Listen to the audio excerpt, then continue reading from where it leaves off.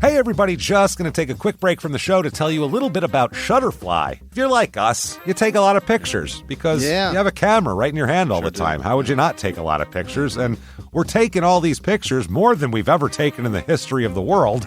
What are you going to do with them all? That's the thing. You used to get a solid picture, and then you'd look through them, and you could enjoy them. Now they're like back on your camera roll. You can't even find them. You don't want that. That's why the cool thing you need to do, and what I did, and I think it's pretty cool, is create a Shutterfly photo book. Oh. What I did, and you're going to enjoy this, Jimmy, because I haven't showed this to you yet, but took all of our pictures from being on tour this year. Oh. All live show pictures, us backstage, us on stage, doing all that stuff, and like some of the, just the venues and things, and made a little photo book out of that. Also, they have free 24-hour designer service as well. With their 24-hour designer service, a professional designer is going to lay out the book for you for free in just a day. Make something that means something with Shutterfly. Enjoy 40% off orders over $29 with promo code SMALLTOWN. See site for promotional details. And now back to the show. Hey everybody, just going to take a quick break from the show and tell you about Noom. Has Noom helped you? I believe it has. Oh, that's got an app. You can do tracking. It's terrific. It does. Noom builds personal plans that can meet individual needs. That's the thing. Takes into account any dietary restrictions, medical issues, other personal needs. That helps build a plan that works for you. And yes, so I know that you've had your own personalized program here that you've been working on. And it's weight loss This is weight loss results that last. They stick around because you get yourself into a lifestyle change. That's what matters. That's mainly it. You can't just say, I'm going to cut that out for a month and then go back. That's not what it is. So I'm glad it's helping you. That's great. And it really does. I like the psychology and biology-based approach here. Noom Weight uses psychology. That's why they say losing weight starts with your brain, but it also takes into account your unique biological factors, Jimmy. All of your multitude flora and fauna that goes on inside of you there. Sure, Stay focused on what's important to you with Noom's psychology and biology-based approach. Sign up for your trial today at Noom.com, Noom.com here, based on 3.5-year study of actively engaged Noom users with minimum starting BMI of 25. Individual results may vary. Visit our website for more information. This is a Reese's Peanut Butter Cup sound experiment. We're looking to find the perfect way to hear Reese's so you'll buy more of them. Here we go. Reese's, Reese's, Reese's, Reese's, Reese's. Hey, get out of here, you little stinker. Reese's. Reese's. Reese's. Peanut Butter Cups. That breathy one sounded very creepy, am I right? This week, we look at the quiet town of Norwalk, Iowa, where one person's steady unraveling ended in one of the worst scenes imaginable. Welcome to Small Town Murder.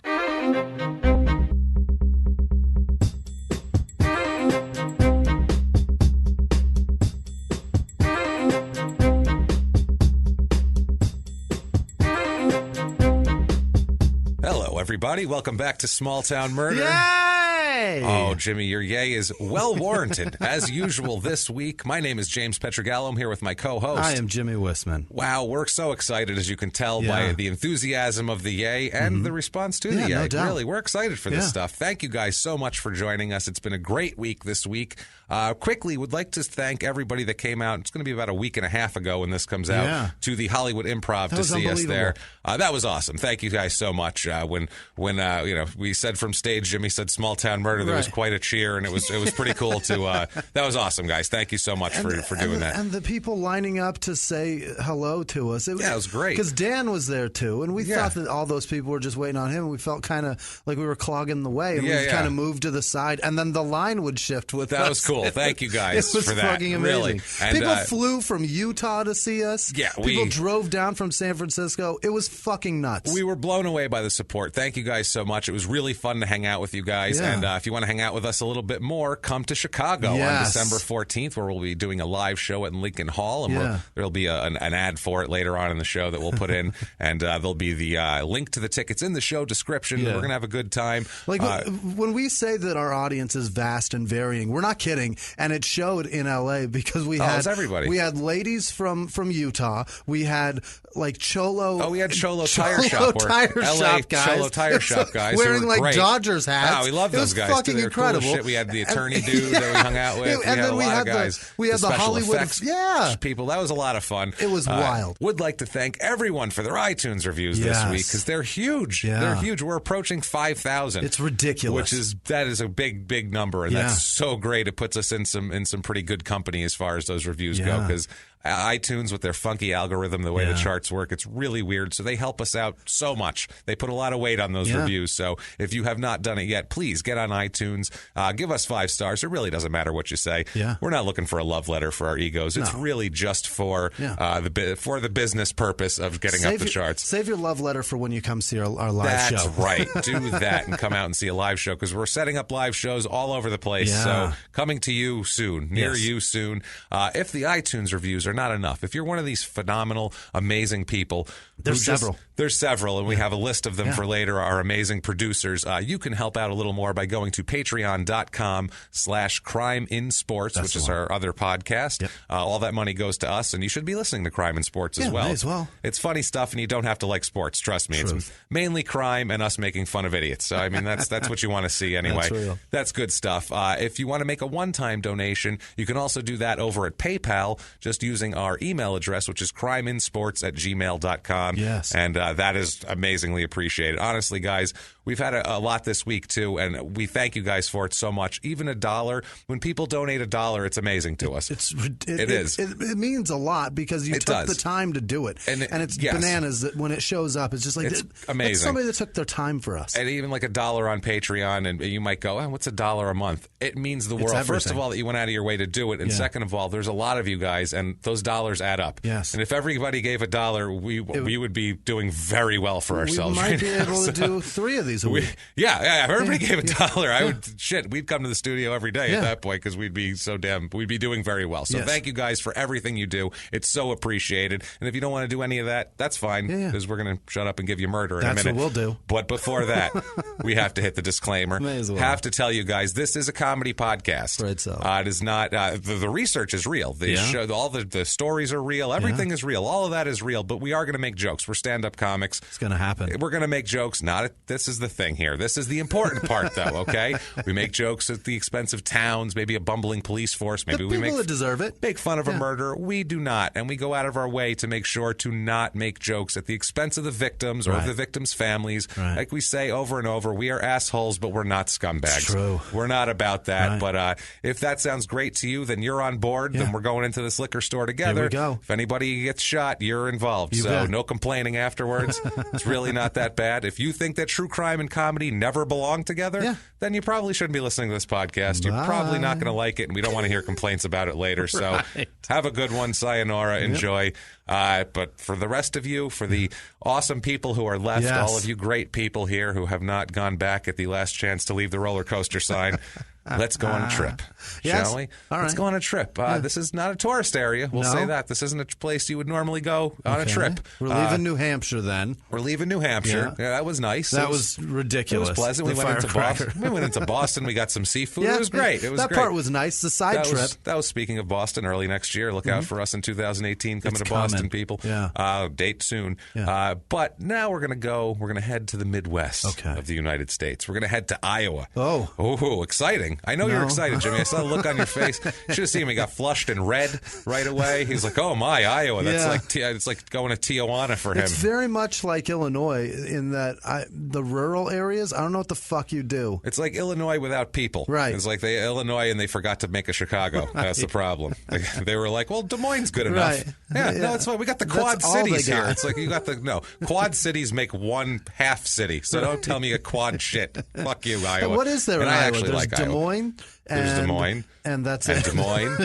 And there's some Des Moines. Yeah. And speaking of Des Moines, let's go to a town outside of Des Moines. Okay. Shocking, right? Yeah. Yes. We're going to Norwalk, Iowa. By the way, I actually have never met a person from Iowa that I don't like. Okay. Oddly enough. They're the nicest people. Iowa and Oklahoma are the two nicest people, and I savage their states. Savage them. I have just the opposite. I've never met somebody from Really? Iowa. I've known Maybe several. They all stay there, and the other ones just meet you. They're all super nice. Really? They're super nice. They all have corn experience. Seriously, everyone I know from Iowa is like, yeah, I was a shucker as a teenager. And you're like, you were a shucker? That's a job there? Shucking corn as a teen. Yeah. Right. In the summer when you're looking for a little extra work, apparently that's shucking season. All right. And you get your ass out there, you get shucking, and you make some extra cash. What about the guy that cracked it? That Jimmy guy? I don't know what he did. I don't think he gets paid. No? I don't think he gets paid. I think he does that. I think that's community service, actually, is what he was charged with, a very serious crime. We'll talk about somebody he might be related to here and some of these people. Norwalk, Iowa, we're going to here. Terrific. It's the south central part of the state, dead center. Okay. Iowa has just rectangular counties. They're lined up perfectly. Really? They're all in a line. It's just a big grid of counties. It's a grid, exactly. Mm-hmm. They're not even like staggered a little bit. There's a line that just goes across all of them, and it's so strange. Somebody's just like, fuck it. It's not going to matter. They laid Nobody's it out, going to care. so it makes sense anyway, at least, because they could do it then. So yeah, it's right there. It's just outside of. This town is middle of the road in every way. It's in the middle of the state, which is in the middle of the country. We'll get to the stats and everything. It is the middle of the road town. This is Main Street, USA, right here, pretty much is where we are, and it really feels like that when you're doing this. It's about 20 minutes outside of Des Moines, which sounds like, that's not too far from the city, but it's Des Moines, so it's really not. 20 minutes outside of Des Moines, that's like it's the capital, but that's like being the capital of an ear of corn, basically. It may as well be forever away because it doesn't matter. Right. It doesn't, and you get there, and then what? Like I said, now we're at the capital of an ear of corn. This is going to be great. I don't think that's going to help any. It's in Warren County, Norwalk is. Some small portions extending into Polk County, because I think they made the counties. It's weird. Like I said, they're all like very on a square. County line? It's on a county line, exactly. Zip code here 50211. Area code 515. It's about 11 square miles. So not a tiny town, not a huge town, just kind of a mid-size, middle of the road in every single goddamn way.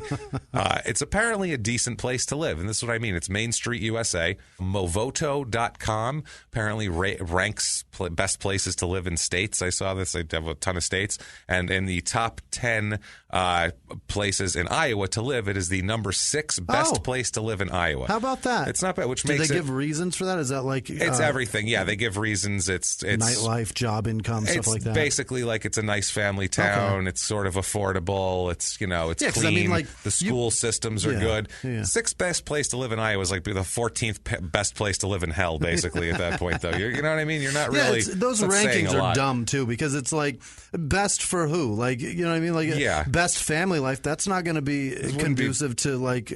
maybe for a college kid, I don't think this would be the best town, or a retired person, but I feel like... It feels like from these websites, if you are a 37-year-old white family with 2.2 kids, this is the best place to live. Perfect. That's middle of the road. They're straight and white. Straight and white. Bring your children. God damn it! You must have children to enter this town. The slogan here. I love these damn slogans of these towns. That's quickly becoming my favorite part. It really is becoming my favorite part. The slogan here is noticeably Norwalk.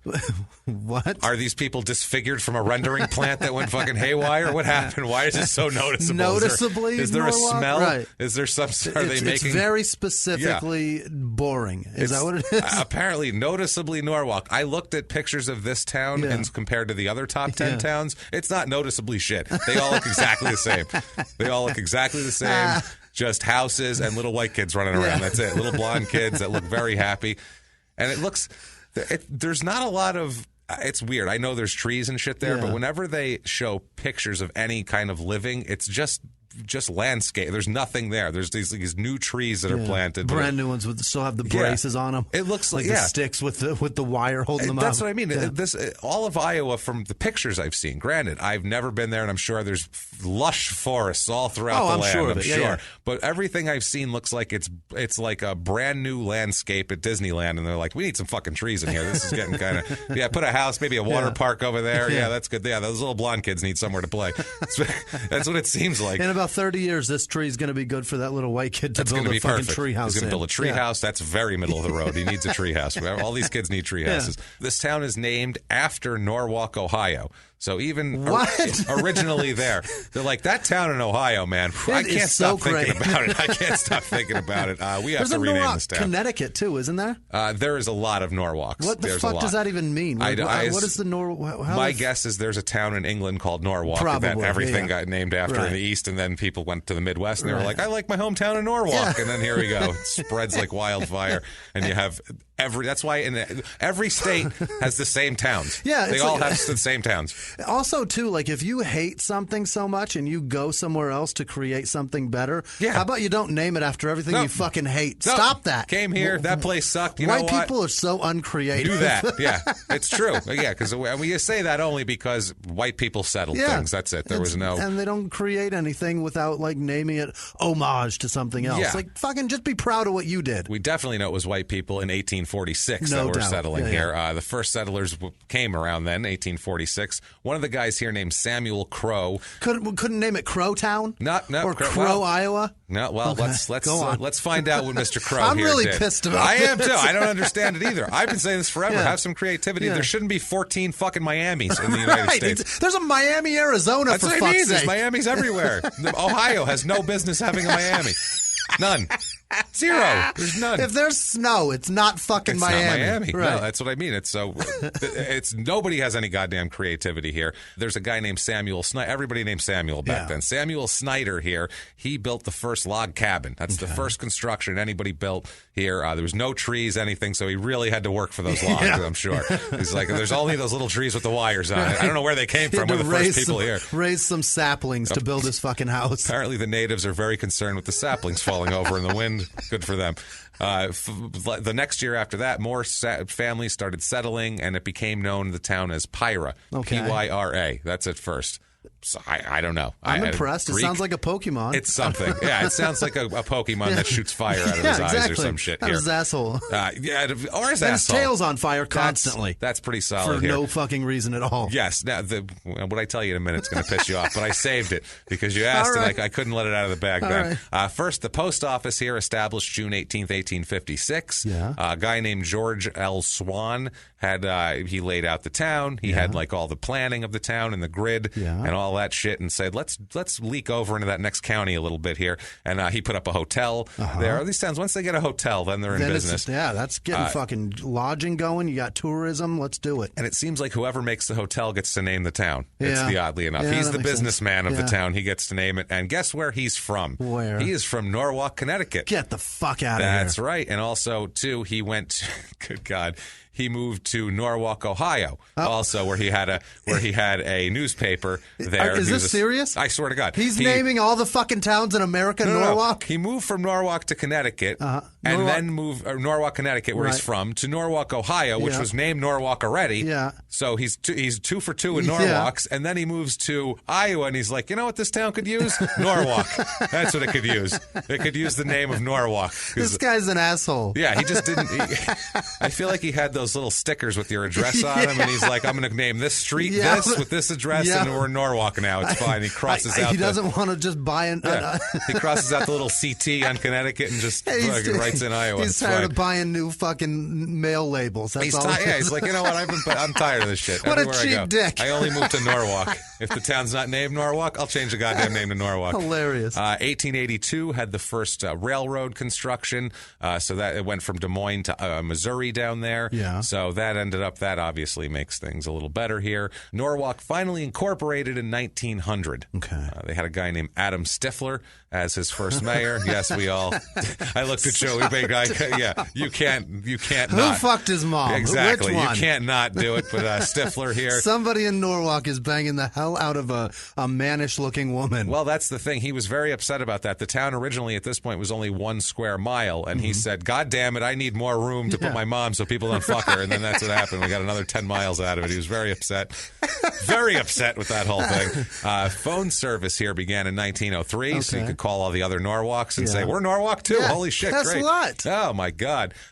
The railroad was there shipping out all the livestock because there was a lot of livestock there, and obviously there's corn everywhere. Yeah. But livestock was a big deal. Cattle and hogs, is that what it is? I believe so. Okay. Yeah. Pigs in Iowa, maybe. I think so. Yeah, there's some. Well, pigs I mean, there. if there's a bunch of corn there, you're going to raise whatever eats pigs. That's the thing. Yeah, and pigs love corn. Pigs eat corn. Pigs will eat anything. Yeah. Pigs eat people, for Christ's sake. That's why they're pigs. like if you kill someone in the Gem Saloon in Deadwood, you bring it to Mr. Wu, you throw it over the fence, Jimmy. Watch Deadwood. Or it's Snatch when you bring it to the horrible cunt and he feeds him. Yeah. So his primary here, like I said, is they're shipping out shit on the railroad, all sorts of pig shit everywhere. There's a big flood in 1947.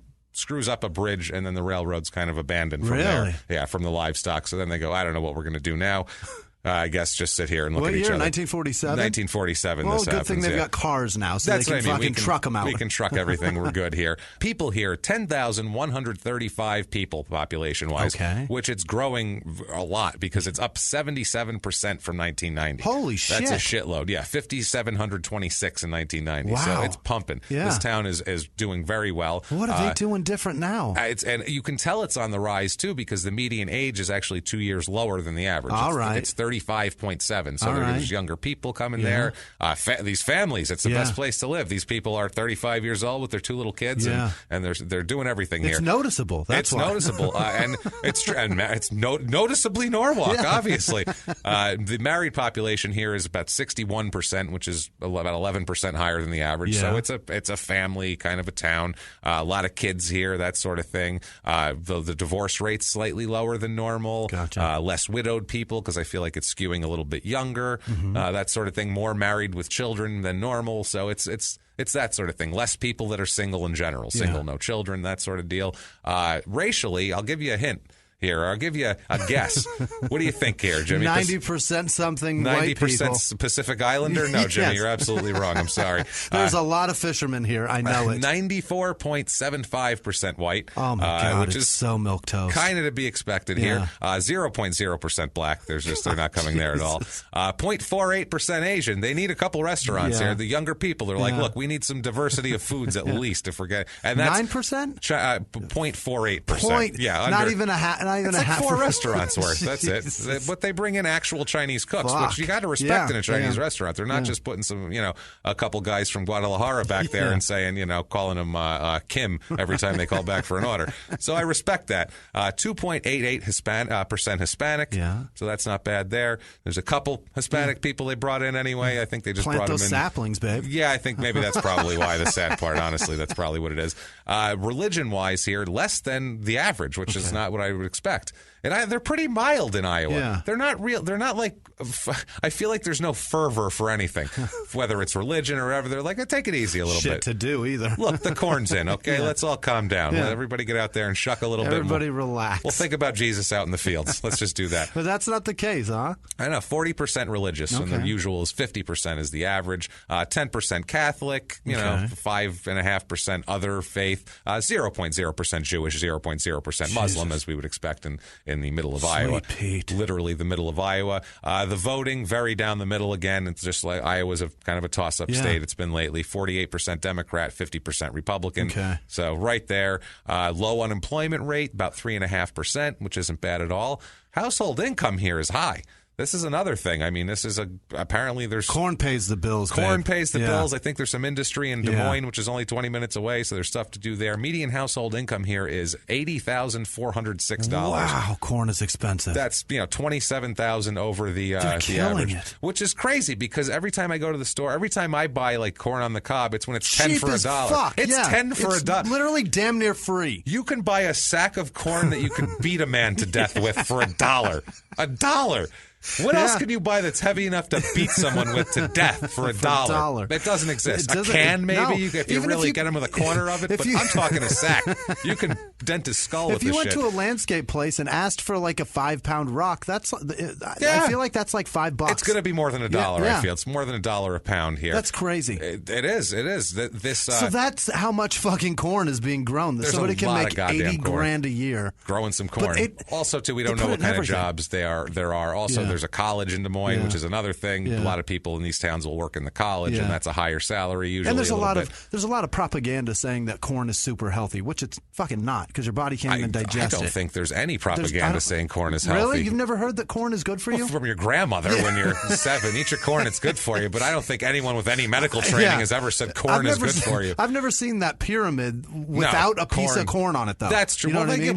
They paid for that spot corn. That's why they make $80,000 a year, because they have that extra money to pay for your pyramid slot. That's what it is. That's propaganda, though, for sure. Because that's all government driven. Corn sucks. Well, I like to eat corn a lot. Corn on the cob. I'm not even a fan of that. Delicious with butter and stuff like that. Delicious, fuck yeah. But I don't like corn syrup and soda. I prefer the natural sugar soda. Much better, tastier, and less thick and gross. Anyway, the residents here. But I don't like eating off the cob, because then it gets in your fucking teeth. It's a nightmare. That's 2 days of flossing ahead of you right there. You're putting yourself in the. You have work ahead After of you. like 2 hours of brushing. It should come with floss. It should. Instead of having those little things you stick on the end to hold it, those should be 2 floss sticks that you eat and then pull the floss out, and you have 2 floss sticks to do it with. That's how you sell corn right there. Yeah. I just made corn much better. So much more money. They make here. They're going to have $90,000 a year now. They are. That's what I mean. That's what it is. Residents here make 45% above the state average of income. So that's how much. It's also voted Business Week's best affordable suburb in Iowa. Wow. So it's a nice place to have a family here. The jobs, a lot of management, business stuff. There's also a lot of blue collar. Yeah. There's also your production, transportation, material moving twice as much as average. Cost of living here isn't that high either. It's not above what you'd expect. Usually when we have a higher pay, there's usually a higher cost of living. Yeah. But here we say 100 is average. The cost of living here is 93, which isn't terrible. Housing is 95, which is about average. All this stuff's average, and then the income's high, so that's great. The houses here, you look at it, there are 65% of the houses are between $100,000 and $200,000. Okay. So that's not bad either. No. That's decent. And if you are looking, if we've convinced you, I love this if this place is noticeable for you and you want to go get down on some corn. If you have noticed Norwalk, we have for you here the Norwalk, Iowa Real Estate Report.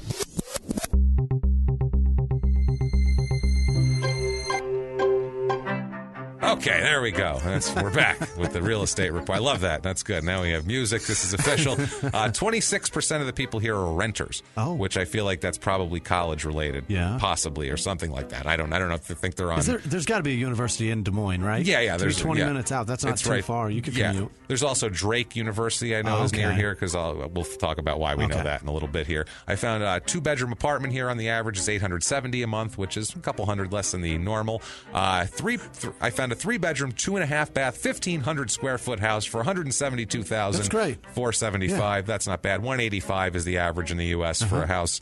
4-bedroom, 2-bath. It's 920 square feet. Which how I don't know. How the fuck do you get 4 bedrooms? Crammed 4 bedrooms. Those are closets. People. Those are little closets. It's a nice looking house though, with a nice yard that I feel like they made 1 bedroom into 2 and screwed the whole thing up. But $194,900 for that. They made both bedrooms into 2. Probably. That's what they did. That's probably they cut those in half. Fuck yes. And I found a 3-bedroom, 2-bath, 2,210 square foot house. Wow. It's a nice house. It's spacious. It's big. Good looking on the outside. $299,900. Not bad. And that's kind of like a real nice thing to do there. $300,000 is about what a 2,000 square foot house goes for. So you would imagine on the average. That's about average. And speaking of things to do, here are your things to do here. Fantastic. On their Facebook page, the number 1 thing to do is the St. John's Catholic Church. Okay. So that sounds exciting. That sounds terrible. Also, 2-bit pinballs. It's a place where you play pinball. Pinball place? Yeah, that's awesome. Which is cool. I like fun, that. Yeah. That is fun, but I mean, drink and it's play the pinball? church or pinball. Wow. I mean, that's slim pickings for shit. Lots of parades. Okay. Parades for every goddamn holiday. Just parades. That sounds like Iowa. It's Iowa. That's what I imagine in Iowa. Just kids with candy getting thrown at them left and right. Niche.com, which is a town review site where users, like people who live there, talk about the town. Like the dirty.com for towns? Yeah, it's so average. It's rated 3 out of 5 stars by everybody, and that's where the most votes were for 3. And here's a review of it here. Quote, it's a good place to raise a family. It's safe, has a good school system, and definitely caters to families. However, there isn't much to do, and if given the choice, I would probably choose to live elsewhere. No. So that's That's your review That's of that an average place. review. They did. That's what I mean. It's so average. It's just there's nothing. This town is the town equivalent of a shoulder shrug. Just I don't know. It's fine. Another review about the crime said, "quote There's almost no crime in this area, and mostly everyone can feel safe. Occasionally, young people will be a little disorderly, but there's almost always no issues with it. The police are visible, trusted, and friendly. Visible. They're noticeable. Oh yeah, you see them. Noticeable. But the kids will go down to that goddamn pinball arcade and get a little drunk from time to time. They're cutting up down there, drinking the Mad Dog 2020 out behind the place. And then they go over to the rectory and apologize for sins, and fucking everything's all forgiven. That's the truth. And let's find out what kind of crime they get into here. Yeah. With the crime here, property crime is less than half the national average. Really? So very low. Yeah. And then your violent crime, murder, rape, robbery, assault, even lower than that. Really? 1/3 the national average. Wow. This place is safe. Bring the kids. Yeah. Load them up. Let's go to Norwalk, Iowa. Come on down and have a glass of warm milk. That's exactly what it is. A glass to be warm, too, I feel like. Yeah. Let's talk about some people from this town. Yeah. What do you say here? A couple of people named Rick Wayne Forsyth is the first person here. And he marries a young lady named Mary Jolene Reinhardt. Okay. She goes by Jolene. Yeah. Goes by her middle name. Of course she does. Of course It's she a does. Dolly Parton song. Midwest. Yeah. No, it's it's her favorite fucking song. For 4 days. Yeah. Well, no, she hates that song because whenever anybody meets her, the first thing they say, Jolene, Right. Jolene. That's such a great song, though. And they have to sing like the whole verse of it, and then Jolene wants to rip her hair out. She hates everybody. At least one verse. I'm gonna go. Yeah, one. I'm gonna go. How out crazy on a limb. is that too? That Jolene is like she's a redhead in it, right? In the song, I think Jolene. I believe is so. Yeah. And she stole like the pretty blonde girl's hair. Yeah, it's stole the pretty blonde girl's boyfriend. Yeah, stole Dolly Parton's. Right. You're not stealing Dolly Parton's boyfriend. No. You're not stealing early No. 70s Dolly Parton's boyfriend. No. Dolly's first of all, Dolly's a treasure. Okay. Let me tell you this real quick. I'm going to tell you a secret that a lot of people don't know. Dolly Parton is covered in tattoos, and that's the hottest fucking thing I've ever heard. Yeah, well, covered in them. Like her boobs are covered in them. Dolly's Everything had a is crazy covered life. in Dolly's amazing. There's no lines, James. There's no outline. It's all. It's Dolly, so hot. There's much below the surface with Dolly. Okay, let's not try to. Don't put Dolly in a corner. Nobody puts Dolly in a corner. Do you understand? Put her in your bed and you never let her go. That's right. So this Jolene. God, she's amazing. So this poor woman here. I'd fuck Dolly Parton today at the age she's at now. All chance breaking her hips and I think so too. And I think Sarah would be okay with it. My wife Sarah, because she's the biggest Dolly Parton fan in the world. Yeah. I think she'd be like, I think you should do this for both of us, and I think I'd like to be there. Listen, I wouldn't care if my wife liked it or not. I'd chance a divorce at the chance of banging Dolly Parton. That would be the most interesting proceeding ever. I love her. There. She is a treasure. So I would love to hear that case laid out as Put your wife's Dolly trying to in take an every apron? dime you have. Forget it. And it's being read right now. So apparently had an affair with a 74-year-old woman. That's strange. In an apron, sir. In an apron. That's very strange. That's odd behavior. Irreconcilable differences. She doesn't think I should bang Dolly Parton. That's irreconcilable. Obviously, we're not going to. This isn't going to work, clearly. We have differing opinions. Sir. Yeah, no, it's not about raising the kids or where we're going to live or careers or anything like that. She doesn't think it's acceptable for me to bang a national treasure. Can I say she's wrong? I'm just going to say she's wrong. So this poor Jolene, people are singing songs to her. She's very frustrated. Yeah. They get married right around the time the song comes out here in the early 70s to mid-70s. Rick has some problems. Okay, Rick has a few problems. Jolene, pretty stable. Yeah. She's a Midwestern gal trying to hold the family together in a nice little town here. Sure. You know, she wants to take the kids down to the parade, get the 10 for $1 corn. It's probably 20 for $1 in Iowa. It's Jesus. so free there. You just got it probably is. People just throw it out of trucks as that's what they do in extras. parade. Yeah. There's candy, and then here comes the corn truck. Everyone put your helmets on. Watch out. Everybody's got a catcher's mitt, I'm sure of it, for the corn completely. Throwing. Well, anyway, they got it anyway because it's Iowa. It's Field of Dreams time. So from an early time here, from the time they're together from a young age, because they get married when they're pretty young. It's a nice Midwestern. It's a John Cougar Mellencamp song, these two. You know what I mean? It's Rick and Jolene instead of Jack and Diane. Right. He has a lot of contact with the psychological field, let's just call it. Shrinks of all kinds, psychologists, just anyone that could try to figure out what the fuck is wrong with this guy, what his deal is. But that doesn't stop them from having a lot of children. Now, you don't want to do that. No. If you have psychological problems, you want to have as many many kids as possible. I feel like, because I think that's gonna work it out probably. I think maybe he's thinking, I'm going to be so tired from the kids, I'm not going to have time for any crazy. I'm just not. I think that's how it works, right? My brain will not have time to be a lunatic. Extra stress makes you, perform better, I hear. I listen, feel like. brain, calm down. We've got diapers to change. Let's do it. Listen, brain, we don't have time for this today. No crazy. They end up with a total of 4 sets of diapers to change. Jesus. They have Brian, who's the oldest. He's born in 1975. Then we have Nikki, who's a girl.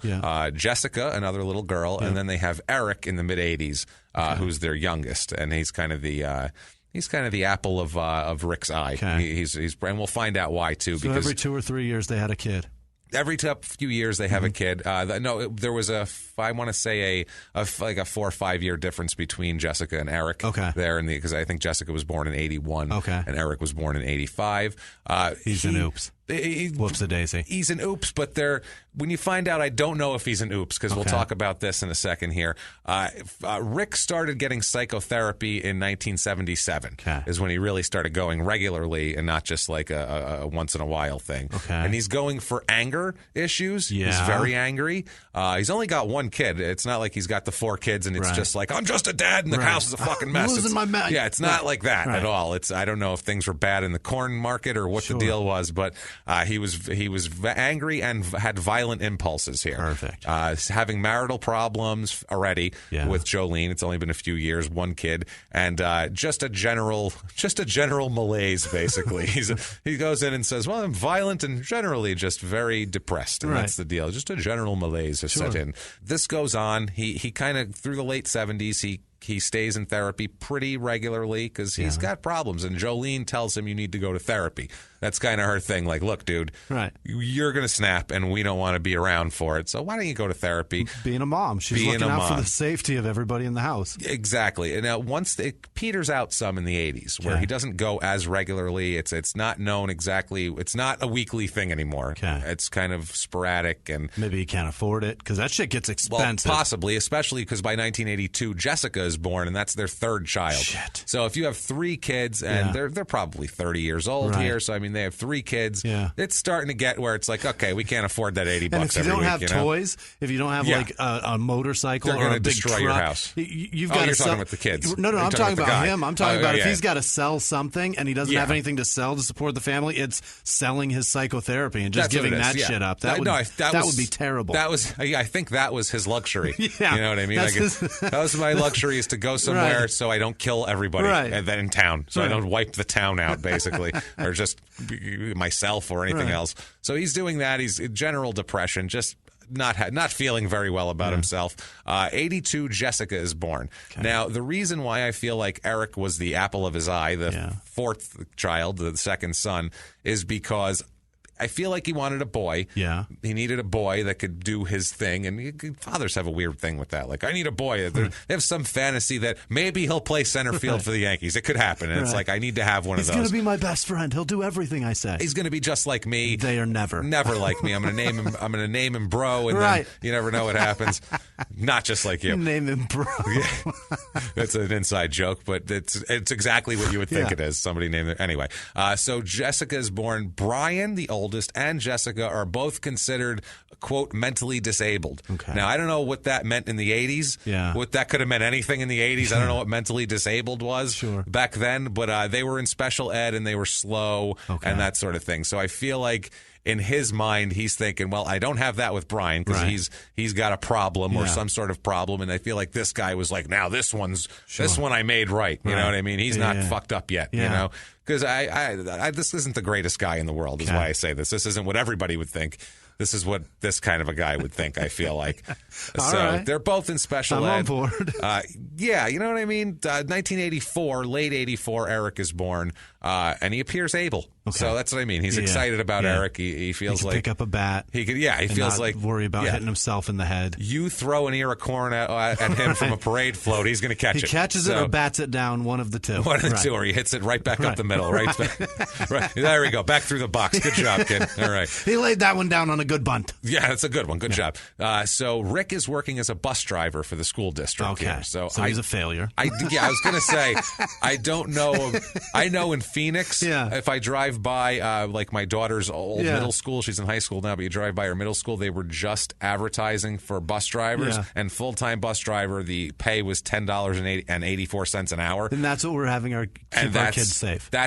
They're responsible for taking your kid from A to B. So many kids. It's with Otto no from The seat Simpsons. belts on that fucking thing. Why. Yeah, no seat belts in a big box, and you got this guy. I knew a guy that drove the bus for the kids, and he was not a good person. He was not an okay man. You're not going to attract the best candidates for a job when you're offering them $12,000 a year. I don't think that's going to cut it for people. He's sitting in his garage smoking weed, working on a Harley, and then he gets up at 6 a.m. and rides that Harley over to the lot where he picks up a bus and goes and puts America's children on it. There's a reason why the Otto character on The Simpsons was, funny, because that's a bus driver. It's either that or a bitter old lady, like a bitter 68-year-old lady who won't speak to anybody. Those are the only two people who drive buses: stoners and bitter 68-year-old ladies. We called him No Shirt Guy, this neighbor, because he never had a fucking shirt on. And then one year during Christmas, he was putting up Christmas lights, and we were driving by,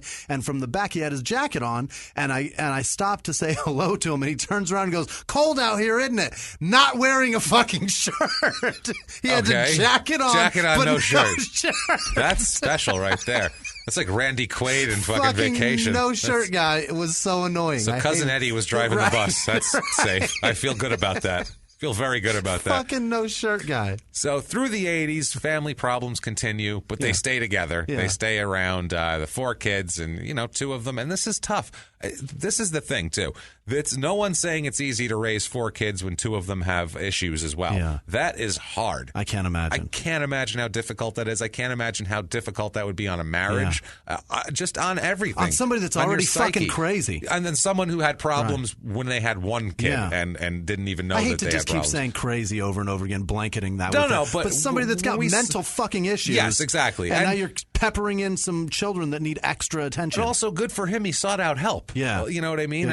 First of all, he realized he had a problem. He listened to his wife telling him he had a problem, and he went and he sought out help. So that's good. We're giving anybody out there, there's nothing to be ashamed of if you have a problem. No. We all have fucking problems. Believe me. But recognizing it and getting help if needed is kind of that's the line of between crazy, as we put in quotes, and we can deal with you. Right. As a, what I mean? Functioning member. Functioning, it's thank okay you. It's okay to have problems. Don't think that you're alone, because you're fucking acceptable not. to have problems. No, believe me, we're all a goddamn disaster. Each week, it's a goddamn miracle that I'm sitting in front of this microphone. It's the truth, goddamn miracle. Well, 1990 shit gets worse if we're talking about stress, and I don't know what this would do on a marriage. 1990, youngest son Eric is 6 years old and dies in a bicycle accident. Oh, for fuck's sake. So, I mean, that right there. And that was the youngest one? That's the youngest. That's Eric. That's the youngest. That's his favorite. That's the one. The one that didn't need extra help. Exactly. So this here, even if everything else was glorious, they got along great. He was perfectly sane, felt good about himself. Other kids were thriving and great. This would still be difficult. Fuck yeah. So when you add in a guy who's already got some problems and stress and marital issues, I can't imagine what this does to it, to everything. He's placed on antidepressants at this point. He goes to counseling kind of constantly now. This just decimated his psyche. Sure. This whole thing Did here. Did they say which antidepressants he was on? No, they do not. They do not give an actual. This was 1990, so there wasn't a lot to choose from. I can't even think of. I wouldn't know. I don't even think Prozac was out yet. Like there is not a lot to choose from in 1990. This was. I'm trying to think of anything that would have been. If you were on antidepressant medication in 1990, that was considered like outside the box. Right. You know what I mean? That was going now the it's extra like mile. Everybody's on something. Right. Yeah, this was like this was considered like, ooh, he's on meds. Holy shit! Like, wow, he must have. Yeah, cuckoo. He's got this some one. real shit going on. That's the thing. Yeah, that's how it was perceived back then. Now it's just like if you say it's not embarrassing at all. Right. You say I'm on antidepressants. It's like saying which toothbrush, which one? Right. Yeah, which toothbrush brand do you use? Like Colgate, Aim. What do you got there? Yeah, perfect. Crest. What are you using? You that rich guy that uses that Mentadent, the fucking the pump handle. That stuff is horrible. No, you've got to push it guy. evenly to get both sides to spray. Otherwise, you wind up with a toothbrush full of white or a toothbrush full of blue. And you want none of that. You need both. You need both. You need the fucking the baking soda. Why don't we shit. mix those together? How about that? Yeah. How about do that in the fucking factory? There you so go. This shit doesn't happen. Give it to me already done. How's that? Don't make me assemble your shit product. I've paid. This is over. My part's done. I have to assemble your shit toothpaste now. Thanks, Dick. So at this point, Jolene's cousin Dave, and we're going to talk about her cousins and relatives a little bit later, he says about Rick and about this incident, quote, that seemed to be his favorite child. After that, he went downhill. Brutal, right? He just didn't cope with Eric's death very well. Yeah. He became obsessed with the preservation of Eric's memory. Became crazy about it, about his room, about his things, about everything. He became obsessed with preserving his sons, which is an understandable emotion. Yeah. But at some point, and I would hope with the counseling, they would be trying to push him through that. Like, hey, I know, yes, that's great. And you do need to save his things. And yes, that's fine if you want to laminate his baby socks, but you need to chill out at some point and relax, Truly, because, I mean, that's what every serial killer, they always show, like, mom's dead, and they have the bedroom that's got 2 inches of dust on everything because they don't want to go in there and disturb anything. Yeah. Like, you got to process and move on. It's the truth. That's the healthy way to, I mean, granted, I'm sure some people healthily deal with they do. Preserving memory more. They do. But I'm sure there is, but you have to be way stable for that. Historically, more stable than most of us can claim to be. The stigma of it is that if you're doing that, there's some shit going wrong. It's the truth. Now, the neighbors at this point, relatives, all these people, they said they knew there was problems between Rick and Jolene, and the problems they would escalate. They said, though, they never heard them fighting or never heard them arguing or saw them fighting or anything like that. But they'd, quote, one of the neighbors said, quote, we'd see law enforcement show up at the house. That's a bad sign. I don't care what you're hearing. How many times the cops at your house, Jimmy? Not that many, right? And now there's cops. Yeah, there's quiet, but now I'm more worried. If I hear nothing and then cops pull up, I'm like, what the fuck happened over there? Somebody just, went into business and really was focused. We never heard a sound, and then there's cops fucking everywhere. Then there's police. 1991, he has an incident, Rick does, with his son Brian. Okay. Brian's 16 years old at this point, and apparently Rick beats him up with a paddle. Okay. Apparently assaults him pretty good enough to where he is arrested for assault and everything. Like this wasn't like 2 spanks on the ass. He went after his kid with a paddle for some reason. We don't know why or what. He's got issues. He's got anger problems, and now he's depressed, and he's going a little fucking cuckoo crazy at this point about his son dying and all that. Yeah. Understandable. He's going off the deep end. This is in 1991. The school board asks Dr. Taylor he's a guy who works for the school board works for the school system to evaluate whether Rick should be reinstated as a bus driver. They're like, if he's attacking 16-year-olds with a paddle, maybe we don't put him around the children. Right. Which understandable. Just take a look at him. See what you think. He was 16 at the time? He was 16. He beat a 16-year-old kid with a paddle. That's not disciplining. You're having a fight. That's a fight. You just had a boxing match with your kid and you had a weapon. You beat your developmentally disabled 16-year-old with a paddle. That's an issue. He even at this point they're trying to figure out what he's all about. He has a gun he's had for this whole time. He turns the gun in temporarily to the Norwalk Police Department to not have it in his possession, to just show that he's not, I'm not a nut who needs my gun. Like I'll give it to them. He gets it back, but that's for the time.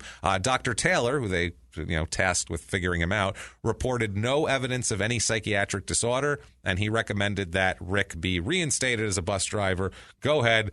Twirl around in the snow with a shitload of kids in a bus. You're perfectly fine. No evidence of psychiatric disorder. None. He's fine.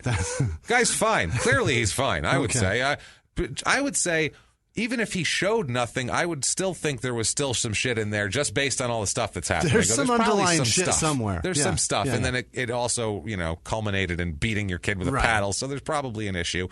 May 21st, 1991, he is placed on probation for a domestic assault abuse charge on Jolene. Yeah. There was a little incident with Jolene, like we said, the cop showing up. So now he's roughing her up a little bit. This wasn't like a full-on beating, but it was enough to warrant the police. He physically touched his wife, which you can't do like that. So it doesn't matter. He's going to fucking jail for it. So he gets probation for that.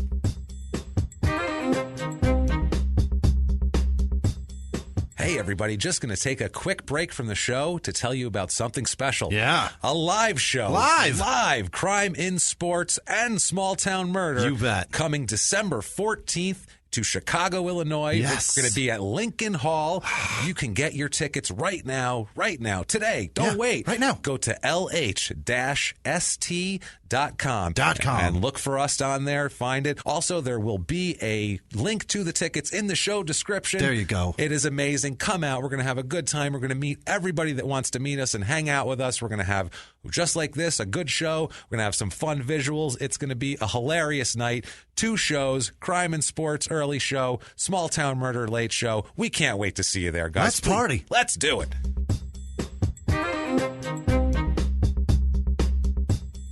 Hey guys, I just want to tell you real quick, web support is brought to you by webandwriter.com. If you're looking to build a website, go over to webandwriter.com. They build websites that look great on all screens, graphics, logos, engaging content. Go over to webandwriter.com or go over to facebook.com/webandwriter. They'll build you an unbelievable website at a very fair rate. They'll build you a very great website. Go see them, webandwriter.com.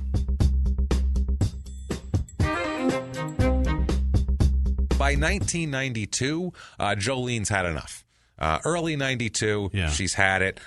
She obtains a restraining order from him, and she legally separates and files for divorce against him. So she's said that's enough now. This has been, and it's been a long time. It's been almost 20 years, and all the kids and everything that's happened. This happens a lot, and in families of tragedy, when they have a young child die or something, they end in divorce a lot. They really do. Yeah, that puts a lot of fucking. It's a burden to deal with in the first place. By yourself, alone. Yeah, absolutely. And now you've got to process your grief along with somebody that you're married to, and they process it differently. And then there's clashes on, well, you don't feel bad about this, and then there's arguments. Not to mention also, who knows if somebody blames somebody, you didn't tell them to come inside in time. Yeah. Not only that, but also even if it was just completely random, if just something happened, if the stone school bus driver flipped it over 12th time and your kid died and it has nobody's fault. You still are with that person that's what you had together, and that's your reminder, and you have to stare at this person every day. I could see that could be possibly difficult for people. So anyway, they're separated. The kids here, Brian, Nikki, Jessica, not Eric, obviously, reside with Jolene. They stay in Norwalk in the family home with her. Rick is not wanting this divorce at all. He's resisting at every single step he can. He does not want it. He's saying no. He's telling everyone he can tell, I'm not letting this happen. We're not getting divorced. Jolene doesn't know what the hell she wants. Sure. This is ridiculous here. He threatens the family's safety multiple times, and we'll get into that. He tells her first attorney, she has an attorney for the first time in this divorce proceeding. Rick tells this attorney that the divorce, quote, would not happen, and that he would do whatever he could to stop it from happening. Oh boy! So he's saying this. I don't give a shit if what she hired you for, paperwork. This shit isn't happening. It extends so much to where you can legitimately call it stalking. Is what he's doing, because this is nuts. A couple of things he does here. Neighbors, relatives, everybody says that he's relentless in following them. He follows the kids. He follows Jolene. He monitors their actions. He's always around. If they go to the store, they'll look. There he is in the parking lot in his car. Checking all the boxes. Stalking. First ballot Hall of Fame. Stalker. He is a A1 stalker.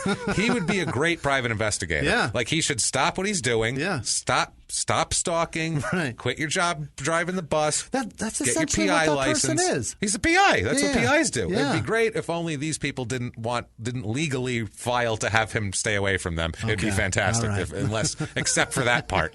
And no one hired him to do this. He's just crazy. Right. Apparently, the neighbors said numerous times a day, not just once or twice, just many, many times. Like, if you look out the window, you got about a 50-50 chance that you're going to see Rick drive by and be driving by the house, terrible. Or sitting outside the house just to stare. He's just sitting out by the curb in his car staring. That's not even the worst of it. In a second here, I'll tell you. Rick tells one of his wife's sisters and around now that if he told her if he can't have the family, no one else can have them. Christ. So he's getting into this now. September of 1992, the police apprehend Rick. Yeah. He is prowling around Jolene's home. Right. So at least they take him in. Yeah. What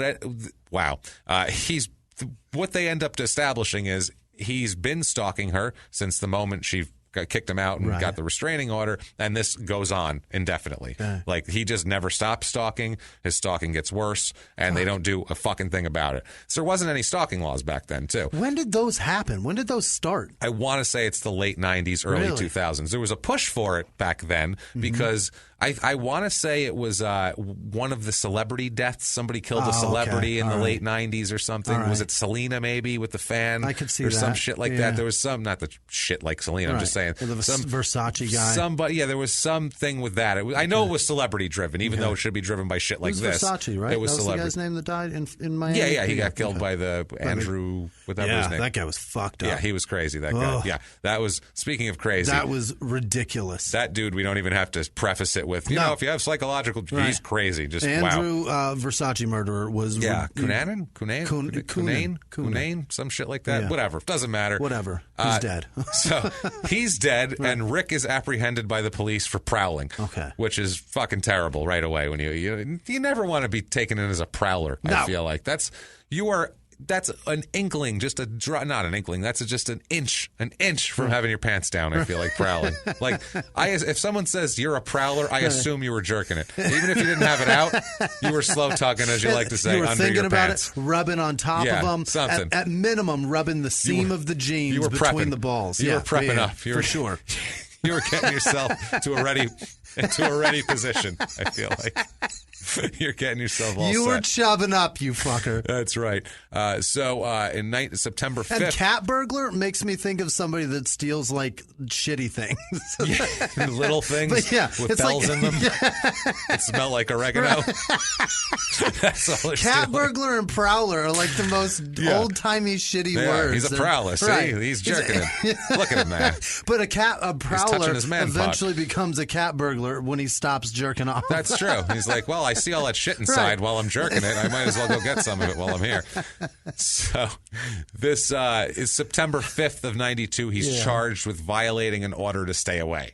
Rick is, which I would say, especially if he had his dick out like we have said now, he's definitely should at minimum rubbing that thick seam in the jeans. You know what? That's the same thing. If you're doing it, you may as well be just jerking. Tell you what, if you're doing it on your couch, it's not. It's just scratching. It's just that's adjusting. Being a man. It's just chilling out. If you're doing it while staring into someone's window who has a restraining order against you, I feel like that's got a sexual undertone to it. At that Absolutely, that's different. Is a problem. That is not small town murder approved behavior right there. Please don't do that, folks. Do not do that. We beg of you. We beg of you. So December, unless she approves, unless she asks you in the middle of making out, she says, "Now go outside." Do me a favor. I like to be stared at through the window while somebody slow tugs on top of their seat. I'm going to draw the blinds open. Now you stand out there. No, I'm not taking. I'm just going to be doing the dishes and shit like that. I just want to know what's happening behind me. It turns me on. I'm going to be reading a book. It's better for later. Sipping some tea. Normal shit. I want you outside the window. Bills I have to pay. I'm going to get on the line and do that. I'm going to balance the checkbook. Some stuff. Maybe vacuum the living room. You tug to it. Look over the kids' homework. There's things I have to do. So while I'm doing that, you stay outside. So, my God. Oh, God damn it. Rick is forced pretty much to go see a psychologist in December of 1992. Yeah. Which, thank shit. Yeah. If anybody needs it. It's about time. I want him to move in with a psychologist. I want just move into his house. Have a roommate. And I want them to just stare at him all the time and go, let's take a look at Rick. Right. He's been prowling. So this psychologist said that Forsyth Rick had been chronically depressed for at least a year. Mm-hmm. It's when his wife left him. He's saying that's the year, and he's saying it probably extends all the way back to Eric, and then it probably extends all the way back to the 70s from there. Birth of problem child. That'll do it. Yeah, this particular run of depression, though, is based in a year from there, he's saying. And he keeps being depressed. January of 93, Rick calls Jolene's sister-in-law, Diana Reinhardt. He's calling her on a daily basis. Okay. Just constantly she doesn't have a restraining order against him, so he's calling her. I don't know why she wouldn't. He's just talking about Jolene, the kids, the divorce. Imagine having that guy. Oh, Jesus. And he's sad and he's upset and he's depressed and he went to counseling, and why doesn't she like me, and is she seeing anybody, and what are the kids up to, and is everything okay? The only time that conversation is warranted is when somebody calls you and says, how are things going? I've got a lot on my fucking plate. If you want to hear, I'll unload. But if you don't open that can of worms. Nope, this guy's calling her daily with this, and sometimes more than once a day. It's up. It's Rick again. Jesus Christ. And 93, this is beginning of caller ID, and I don't know if it was available in Iowa. Jesus. So she might have had to just pick this phone up blind and then be like, Jesus Christ. Please be a telemarketer. She's expecting a call. I'm expecting my mother to call. Oh, God damn it. Jesus. It's me again. Fuck. Put it away. Stop. No, you're on top of the seam. I know it. I can hear it. I can hear it. So this poor lady's dealing with that. February of 93, Jolene's sister-in-law, Cindy Reinhardt, she overhears a phone conversation that Rick has with his daughter, Nikki. Okay. Now, Nikki is the mentally disabled daughter. So Jessica is the one. Jessica's, Nikki's the second child born non-disabled. Right. At this point, the only non-disabled one left. In the house, right? In the house or wherever they are. She has a conversation with Rick over the phone. Cindy Reinhardt overhears it, and during this conversation, Rick tells Nikki that it would never be over, and if the family tried running, he would, quote, kill them all. Holy fuck. So that's now it's not just like, I'm not going to let this divorce happen. I'm going to try hard, and I'm going to go to counseling, and it's not going to go through. It's not that anymore. No. It's not standing outside. That's if you try to run, I'll kill all of you. That's a threat of multiple lives. Yeah. March 93, the next month, Jolene's brother, John, she has a huge family. They're very involved, these people. No doubt. John overhears Rick tell Jolene when they're arguing, quote, you are bringing this all on yourself. If you don't quit, I will kill you and the others. Fuck. Which... this is a threat right to her now, overheard, and he's saying it in the presence of others. Everybody. That's the thing. Like that, her brother's there. You don't threaten people's lives in front of their brother. How did the brother not go over and go, well, what the fuck are you talking about? Right. You know? Hey, dude, chill out on the fucking murder talk. But I punch you in the ear. What's fucking kill my sister and her kids? I'm going to beat you to death with a fucking ear of corn if you keep this shit up. If I had a sister, I would not be okay with this. There would be an issue. There'd be cops being called for other purposes that day. No you just doubt. threatened my sister's life, asshole? You nuts? Also this month, Rick tells a former teacher of Jessica's now, a teacher that he knows from town. Yeah. But this is someone who worked with his daughter at school. Yeah. Like, this isn't someone you kind of tell intricate whatever. He tells her that Rick tells her that he would kill Jolene and the children before he would allow a divorce. Really opening up. Now he's not telling. Now he's just running into the daughter's old teacher down at the Walgreens, and he's like, "Hey, did I tell you I'm going to kill everybody? If they just want to let you know that divorce isn't happening." Remember my daughter got a C in your class? Oh, don't worry, she's going to be fucking dead soon. Don't worry, I'm going to kill her and everyone around her. They're like, "Whoa, I don't know anything about this here." Have you ever talked to outside of parent-teacher conferences? I took my daughter to school the other day, dropped her off in her class, and it was the second time I've met her teacher. I was going to say, parent-teacher no, I don't never talk to him socially. No. Not at all. Actually this was weird as shit. I was at Stand Up Live doing a comedy show, and my son's teacher was at the show. Oh, Jesus. And she came up to me afterwards, and she's to give like, you shit about what you said about your son. No, she thought it was great. She thought it was great, actually. She was like, it's really clever. But she was like, hi, and I had 5 seconds of blank because that's not where she... Fuck do you want, lady? I don't know who she was. Yeah. I didn't recognize her. And then I was like... And then you're like, oh, shit. You're way out of context. Books behind your head make so much more sense. You do not belong here. And it was that brick freaky. wall behind you is really fucking me up. This is super weird. Yeah, it took me like 5 seconds to register who she was. And so then I was weird. like, oh, my. Yeah, okay. I know who you are. I would never recognize my daughter's teacher outside of anywhere. Especially she was like dressed to go out. She wasn't dressed like just going to school to teach kids that day. She had like makeup on and shit. It was like, that's Lord. Yeah, that's bizarre. It was creepy. I can't even wanted her to leave. I couldn't talk to her. I was like, I can't look at your face. I literally was like, nice to see you. And then I talked to the next person behind her coming out of the showroom. So Rick also at this point is no longer driving the bus. Okay. Probably because he has a restraining order and can't be around his kids. Can't be around his own kids. Who knows? So he begins working as a custodian at Drake University. Oh, God. You mean janitor? A janitor. Oh, boy. So what he's doing is going around mopping and just plotting and just seething, I'm sure. He's that guy. You know he is. He's dragging that fucking giant gray gray trash can. 1,000-yard stare into nothing, and the kids are like, that dude's going to snap, bro. You know there's kids hacky sacking all around him like, that dude's going to snap, bro. I bet I can get him to snap. And they like throw some garbage on the ground. Watch. I bet he'll snap, and man. He just walks right over it. He just doesn't even acknowledge it. Fuck you. Just never looks at anything. Just sweeps things up into that little push broom with the handle.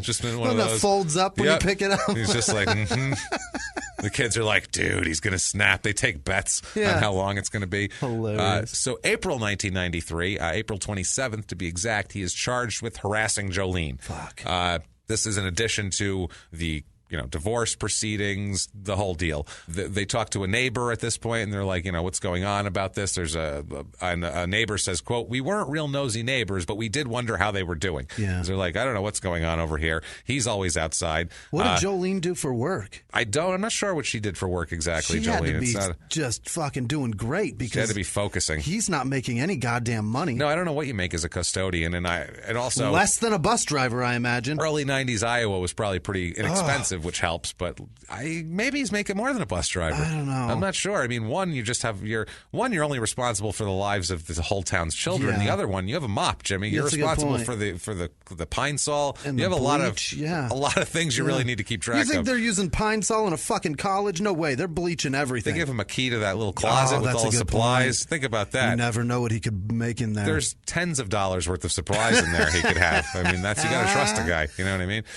So he's doing this here. Rhonda Ostrander, who's a neighbor, she said she would see Rick visiting the youngest daughter and all that sort of thing, and when he's not supposed to. He'd come and visit Jessica, and she said, quote, they would park down the street from the house. He wasn't supposed to go near the house.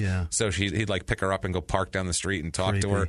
It's so creepy, man. May 1993, he completes the Minnesota Multiphasic Personality Inventory Test. What? In May 1993. Apparently that's... I'm on board. It's a psychological evaluation in connection with the divorce and the custody proceedings. Like, let's see how sane he is, if he can even see these fucking kids legally. Let's see how many personalities you have. Yeah, let's look into this, pal. So May 6, 93, he's found in contempt of court because they found him entering the wife's property here, Jolene's property, on 2 different occasions, which was violating the restraining order. He's ordered to serve 14 days in jail. Shit. By August 1st. This is May, so he has till August 1st to report. But he's got to serve 14 days in jail. He's freaking out over the jail time, apparently, going nuts over it, really freaking out, which, I mean, he'd probably be out in 8 days or something. Yeah, but still, that's he doesn't want to go to jail. That's a lot of fucking time then. I understand that, and he's not the type of guy who I feel like is going to do well in that environment. You think 8 days, that doesn't sound like a lot, but then you start taking the time out of that that equals like 7 days. That's a full week. It's a big deal. So he's not okay with it. His landlord said he's super depressed, and he told his landlord that he didn't think he could handle going to jail, and he wasn't going to be able to do it.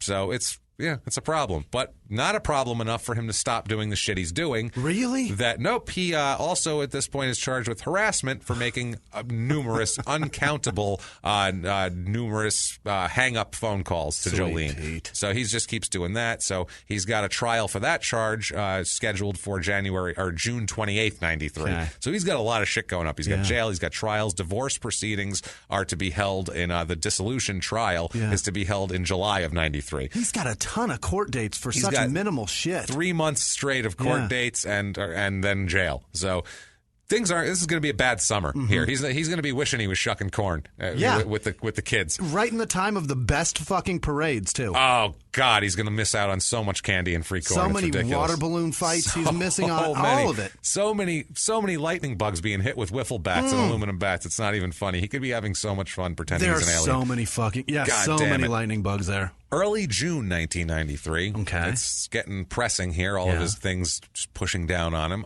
Diana Reinhardt, who we discussed before, said that now he's calling her more frequently. Okay. Now more than twice a day. Now it's every 10 minutes, and he's always very upset. That's too much. He's always upset. He's crying. He's angry. He's mad. He's yelling. What's going to happen? Is she calling the police at all? Calling for help of anything? He's not threatening her. He's not threatening anybody. He's just saying how upset he is all the time. And so is she like trying to manage this for him? She's trying to manage him, I feel like. Like, if I can calm him down, then he'll leave Jolene a little bit alone. And I feel like this isn't the way to do it, but she's just trying. Think of this. She's in her goddamn kitchen. Her kids are running around. It's back then. She's got a long cord on the phone. She's like, yeah, I know. Making spaghetti. I don't know what Jolene. Yes, I know. It's very sad. I'm sorry. Will you, Johnny, put that down. Stop pulling your sister's hair. Yes, I know. It's very sad. I understand. Like this poor woman. I got to go. The kids just spilled. No, don't let go. Don't hang up. I'll just wait. Yeah, I'll just wait. Here, I got a seam tub. It's all right. I'll rub my seam. So Diana characterizes Rick as obsessed. Yeah. And he's really upset and over the moon distraught by the fact that Jolene has made a male friend. Oh, boy. A guy named Mark that she is now dating. Yeah. And this is, I mean, can you imagine this guy, everything. He's trying to keep everything under control. He's stalking, and now this happens. In breakups, though, this happens every time. Somebody's going to get into a relationship first. It happens. When you break up with somebody, you should be in a rush to get over it and fucking learn whatever lesson you're going to learn from this, to be the person that drives the other person mad by getting somebody much hotter than them. Yeah, sure. That should be the way that everybody should approach. That's healthy. Right. That seems healthy. Yeah, be in a rush to fucking be not in a rush to get into a relationship. Over it, though. You got to try to get over it. Compartmentalize all that anger and hatred. Well, for her, it's been Christ Almighty. That's my point. She figured it out. She's like, fuck it, I'm going to heal and be done with this. It's been a year and a half. She's just looking to have a life. Time to ride cock. Let's go. While she's looking, while she is trying to have a life, he's not letting her though. No. Rick, her cousin Tony Celsi said, I think that's how you pronounce that. Tony Celsi. She said, "quote." He would just see what they were doing. He would stand on benches in the back of the house, looking in the window and watching them. She would call the police, and all they would say is they couldn't do anything because he hasn't broken the law.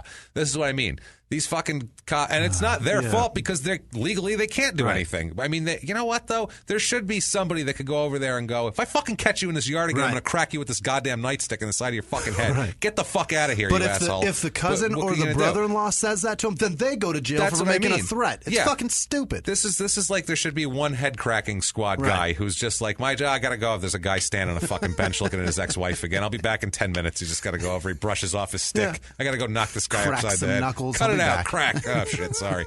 So this is they need some stalking laws here. This is rough. June 12th, 1993, my birthday. Hey, I remember watching the Suns lose to the Bulls that day. So, this whole time you're saying 92 and 93, I keep thinking, the Bulls are making a run right now. Yeah, they are. I remember watching this and being very angry at John Paxson for hitting that fucking shot. Anyway, at this moment here, there's two little girls that are Mark, her boyfriend. Yeah. Mark Napodano is his name. Mm-hmm. He's got two little girls, Martina, who's 9 years old, and Helen, who's 7 years old. Okay. Those are his kids, and he's trying to kind of introduce his kids to her family, and they're trying to kind of figure out what they're doing here. Trying to blend this shit. Yeah, these girls are on they're on vacation. They go to Gary Elementary School in West Chicago, and they're visiting their father here, who lives in Des Moines. Mark manages a power tool service center in Des Moines. He's killing it. He's killing it. That's what I mean. So that's doing well. Dough, That's doing well. He's managing. I'm the manager of the whole power tool service center. If you need a drill fixed, I'm your fucking guy. I'm your man. I can do it. So your fucking key broke to get the bits in and out. Come on, I got him. I got you by the fistful. I'll give you one. It's all yours. Here you go. It's in my pocket. And guess what? On the other side, I'll get you an ear of corn for free. No problem. The bonus. Everything. It doesn't. Every purchase comes with corn, Jimmy. That's how it works there. That's what they do. Buy your healthy, get a fucking ear of corn. It's like in Family Guy when you go to Texas and every purchase comes with a gun. State law.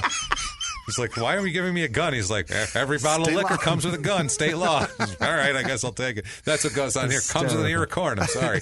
North Carolina, it's a pack of cigarettes. Yes. Here you go. It's a pack of Marlboro Reds. I'm sorry. You have to have them. Smoke up, Johnny. So...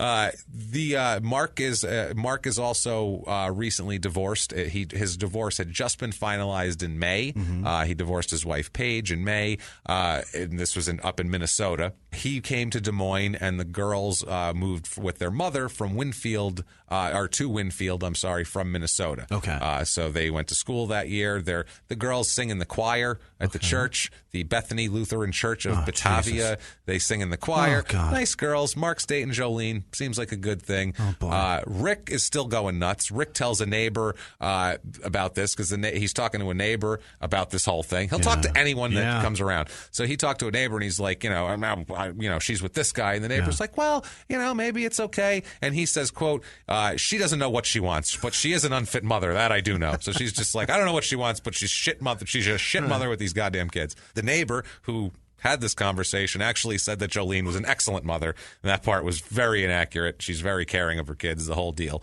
So on Sunday, and then there was an argument. Yeah, exactly.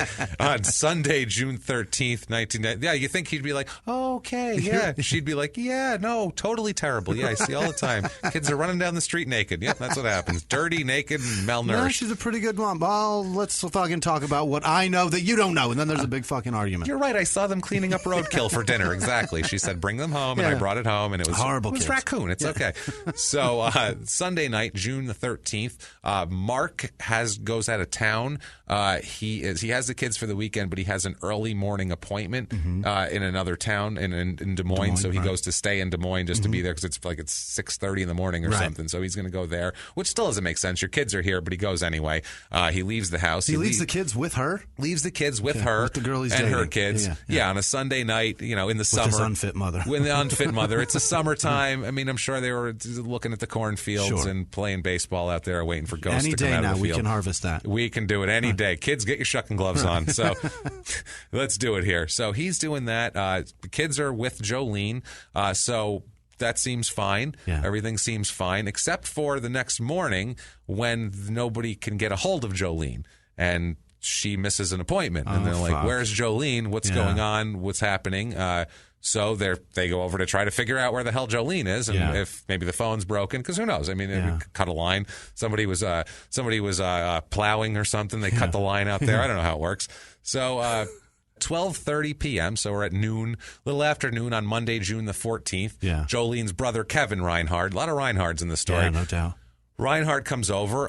He goes to their home with his neighbor, a guy named Wyman is his last name, and one of Wyman's sons also is with him. And a boombox blaring the song Jolene, because that's how you get her. That's how you get her attention, because then she breaks out a window and throws things at you. She says, stop it. I hate Dolly Parton. She fucked my husband. I mean that song. Sorry. They climb into a window. Kevin climbs into a window with this Wyman's son behind him. Kevin gets halfway in the window and then stops and pushes the son back out and says, quote, you don't want to come in here. Go call 911. Oh, shit. There's problems, obviously, here. There's a reason why no one has been answering and that sort of thing. They go through the house. Yeah. They go upstairs to Jolene's bedroom, to the master bedroom. The police did. The police do. Yeah, they call 911. They don't go in and investigate any further. Kevin Reinhardt.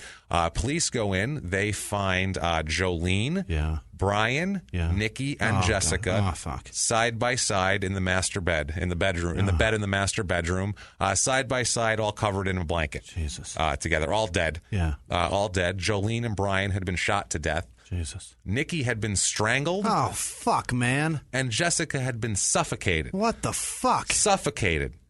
It takes so much time. Why would you do that? Why? Why? Jesus. There's no fucking... I don't understand the instinct to want to kill everybody anyway. Right. But once you're doing it, why wouldn't... And especially they're your kids who you've... I don't understand. So Jessica was the developmentally disabled one. Jessica and was Nikki one. was the one that was fine. And she was fine. He strangled her. So personal. Each child was killed in a different manner. Yeah. Shot, strangled, suffocated. Oh, fuck. That is And how horrible. do you suffer? Like with a pillow, you think? Or what do you think he did? Or just his hand? It's not fucking said in the wrap thing. around It's her not head? said, but that's Why her. do I know don't even so many ways of there's a lot of ways to suffocating suffocate. Shit, you could. It's a lot. You've tried this many times. But I mean, to strangle one, to suffocate another, and it's then so much, and then bring them all in there to stage them on the bed like that and cover them up so like some sort of weird. Where are the other girls at? So let's talk about this here.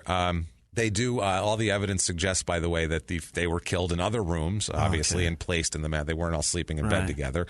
Also found the girls, the Napadano girls, were found in a downstairs bedroom, shot to death. Of course. He shot them. He shot so 2 little angrily. girls. Because, 9 and 7, they're going to be a real... I'm sure they've caused him tons of problems, so he needed to kill them. So horrible when he did it, too. It's fucking horrific. What a pile of shit. What a complete pile of shit. They're side by side with a blanket over them, too. So Can't look at him. He's got a style. Yeah, that's what I mean. He knows what he did is fucking wrong. He knows what he did is wrong. He knows what he did is wrong so much that Rick is also found in the master bedroom with a gunshot wound to the head and to his wrist. Oh, shit. So Rick is still alive when they find him. He's been sitting there for, several 12 hours, yeah. several hours, bleeding out from the head and wrist. Yeah.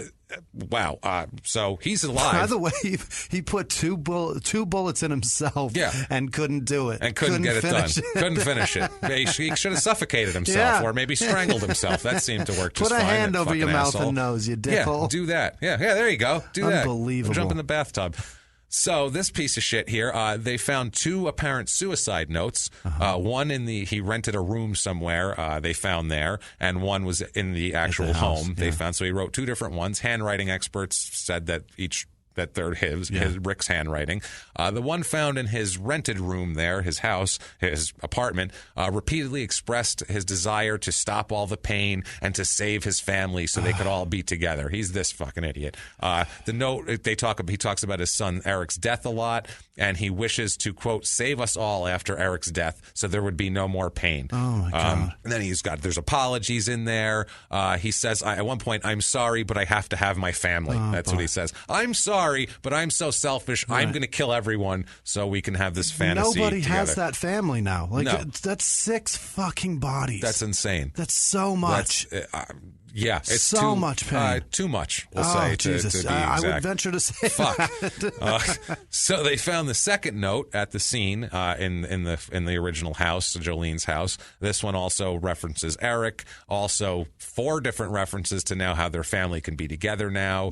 Also an apology, a request for God to forgive him for the deaths of the 2 little girls. I'm sure, not for his family. I'm sure he'll be right up for that. Yeah, he's like, obviously I did a good thing by killing my whole family. Right. Now we're all together. That's not even on the table. We're banging on the pearly gates. Obviously, I'm slow tugging outside the pearly gates now. That's not an issue. I'm rubbing on my seam, begging St. Pete to open this door. That's not an issue at all. That's fine. But the little girls, they could see how someone would frown upon that. Apparently, I can see how you could take umbrage with that. So let me explain. Yeah.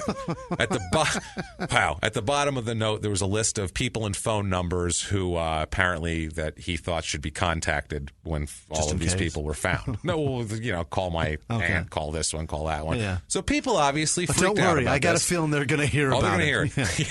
Yeah. People obviously fairly freaked out about this. Jolene's cousin, the Tony Celsi, who had talked about him earlier, said, quote, he had mentioned to our family that he'd kill them all. Yeah. Well, yeah. And everybody else in town. We never really thought he'd go through with it. Right. It's the worst tragedy of all, to go in there and shoot everybody. What are the Norwalk police going to do now? Because she said that she was the one who said they won't do anything. Yeah. What are they going to do now? Now that they're all dead, now can you fucking do something about it? The neighbor named Donna Jones, Jesus Christ. She wasn't surprised at all. She said she saw the police cars coming down the street and said, quote, what happened? Did that lunatic down the street kill his family? I don't think anybody's shocked. She's that lady. I don't think anybody's that shocked. We all expected it. I don't know why I gave her that accent, but she's in Iowa. But I feel like still. Woman. We all expected it. Let me tell you something, sweetheart. We knew this day would come. A friend of Brian here said, quote, I saw this coming big time. I worked with Brian at an elementary school. He was a special education student, and he worked with me as a learning experience. His dad was constantly driving by, I guess, checking up on Brian. So he's just completely crazy here. Rick survives. Yeah. He survives. He's in the hospital. They cleaned him up, addressed his wounds, and he's fine. He's recovering. Wow. What he is, though, is he's claiming he has amnesia. The shot to the head, I don't remember a fucking thing. So how could I possibly help in my defense, making me not competent to stand trial? That's what he's trying to pull here. Jesus. If I don't remember it, how could I possibly talk about it? So several doctors talk to him, as you might imagine. Sure. Several people say, let me take a crack and see what's going on here. Dr. William Robert McMorty, who's a clinical neuropsychologist, which was my old job right before this. I was a clinical neuropsychologist. you know what? It's a little much. That guy's it's doing too much. great. He's doing well for himself. He interviewed him 4 times over the next month while he's in the hospital. Spent 7.5 hours with Rick. Oh, what a nightmare. This poor bastard, yeah. He said that in his professional opinion, Rick was competent to stand trial and that his evaluation does not support an insanity defense at all. So that's one psychological person says he's fine. 7.5 hours with that man, earning every fucking dime he makes. You are. What a horrible thing that would I hope be. he's not getting paid by the state. No he's not making doubt. dick. Another one, Dr. Lauren Olson, who's a psychiatrist, saw Rick on about 10 occasions in the hospital following the murders here. He said, in his opinion, that Rick understood the gravity of the situation, the legalities of it. He also stated that if he's an amnesiac, it's impossible to determine whether he understood the nature of his actions or mental capacity or nature of his actions when he was doing it. Sure. So it would be hard to know if he had the mental capacity to know the difference. So he's basically a maybe. Yeah. He didn't really have a strong opinion. I don't fucking know, man. Another one, Dr. Mark Souza, and this guy will come up a few times. He says that Rick, he is aware of his legal circumstances. He knows of no impairments in his ability to communicate with his counsel other than amnesia that he says he has. He said all he can look at is what he's looking at in front of him, and he says, I don't know about the mental capacity of when he did the crimes. Sure. But right now he seems fine to me, basically, other than not remembering shit. Another one, Dr. William Logan, who's a forensic psychiatrist. He interviews Rick for 6 hours. Another one, poor bastard. Jesus. He had tons of documents from all of his history and everything like that. His opinion is that Rick is not competent to stand trial. Really? Yeah. He said that he suffered from a major depressive disorder complicated by psychotic features, and at the time of the murders, that this mental disease prevented him from being able to tell the difference between right and wrong or to appreciate the nature and quality of his conduct. Wow. Who paid him? Holy shit. That's really fucking depressive right there. They had to go through till they found one asshole who said it. One guy was like, he's fine. The other two were like, I think he's fine, but I don't know. And this guy's like, holy shit, he's this poor man. But if you're looking at the stats, that's a fucking draw right down the middle. Yeah, you know it's a draw. That's 1-1 for sure. Exactly. And then the other two are, I don't know. Well, they have a hearing on it. That's what they do here. They have a hearing because he files an application for a hearing to determine his competency, obviously. He argued that the amnesia was from a gunshot wound. He's unable to appreciate the charges, understand the proceedings, effectively assist in his defense, all of this shit. I hate that usage of the word appreciate. So it's so silly. Yeah. After Weinstein used it, let's just say understand. Saying, right. I'm saying I appreciate my actions as I have learned from them. Don't say I appreciate. No, appreciate you appreciate that you fucking understand almost raped women, you asshole. You did you forcibly gave oral sex. Say appreciate when somebody does something nice for you. Say Outside understand when you fucked up.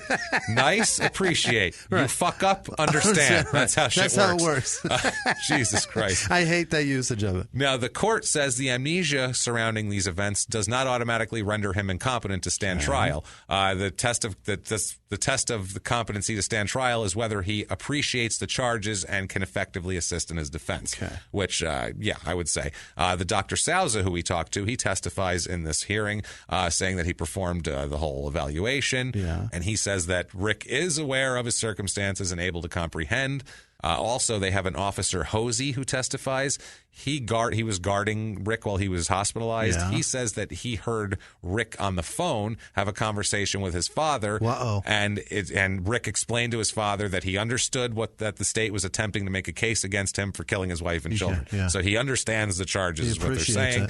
In the ruling, he appreciates it. He appreciates it. I appreciate that they're making this case. I do too. Someone should goddamn appreciate it. Yeah. In the ruling, the district court finds that Rick is suffering from amnesia with respect to the events of June 13th, and the amnesia might be permanent. However, they conclude that he does understand the charges and is able to communicate with his counsel and assist in his defense, and he is competent and ordered to stand trial. Fantastic. Eat a dick, sir. There's a state shrink in this, as you can imagine, a state psychiatrist who... He probably has a different opinion. Dr. Michael Taylor, he says it's his opinion that he's not suffering. Rick isn't suffering from any mental disease or defect at the time of the murders or now. He's capable of all this shit. He's full of shit. Doesn't think he has amnesia either. Just basically think that he's completely full of shit. I wish courtrooms went like that. That would be amazing. Your Honor, I doctors say that. I went to medical school. In my professional medical opinion, that man's full of shit. 8 years of residency, and in my professional opinion, you, sir, are full of shit. That's how I label you professionally. Prosecution, their case in the trial, they have a lot of case. Yeah. First of all, there's tons of record establishing that he's stalked people, that he stalked them, threatened them, told family he was going to kill them. He was found at the scene right by the 4 dead bodies with a gun in his hand and gunpowder residue on his hands. The gun that he had, the Norwalk police testified, was the same gun that he turned into them when he had that incident back in the year before when he turned his gun in for a minute. So there's that. And it was noticeably the same gun that was used on the kids. Noticeably, Norwalk. All 9 of the empty casings found in the house were fired from that gun, which weapon. Is his gun in his hand. With gunpowder residue all over himself. The notes that were found in the crime scene and at his house strongly implicate the defendant, I would say. I would say it's strong. Yeah. It's a strong implication.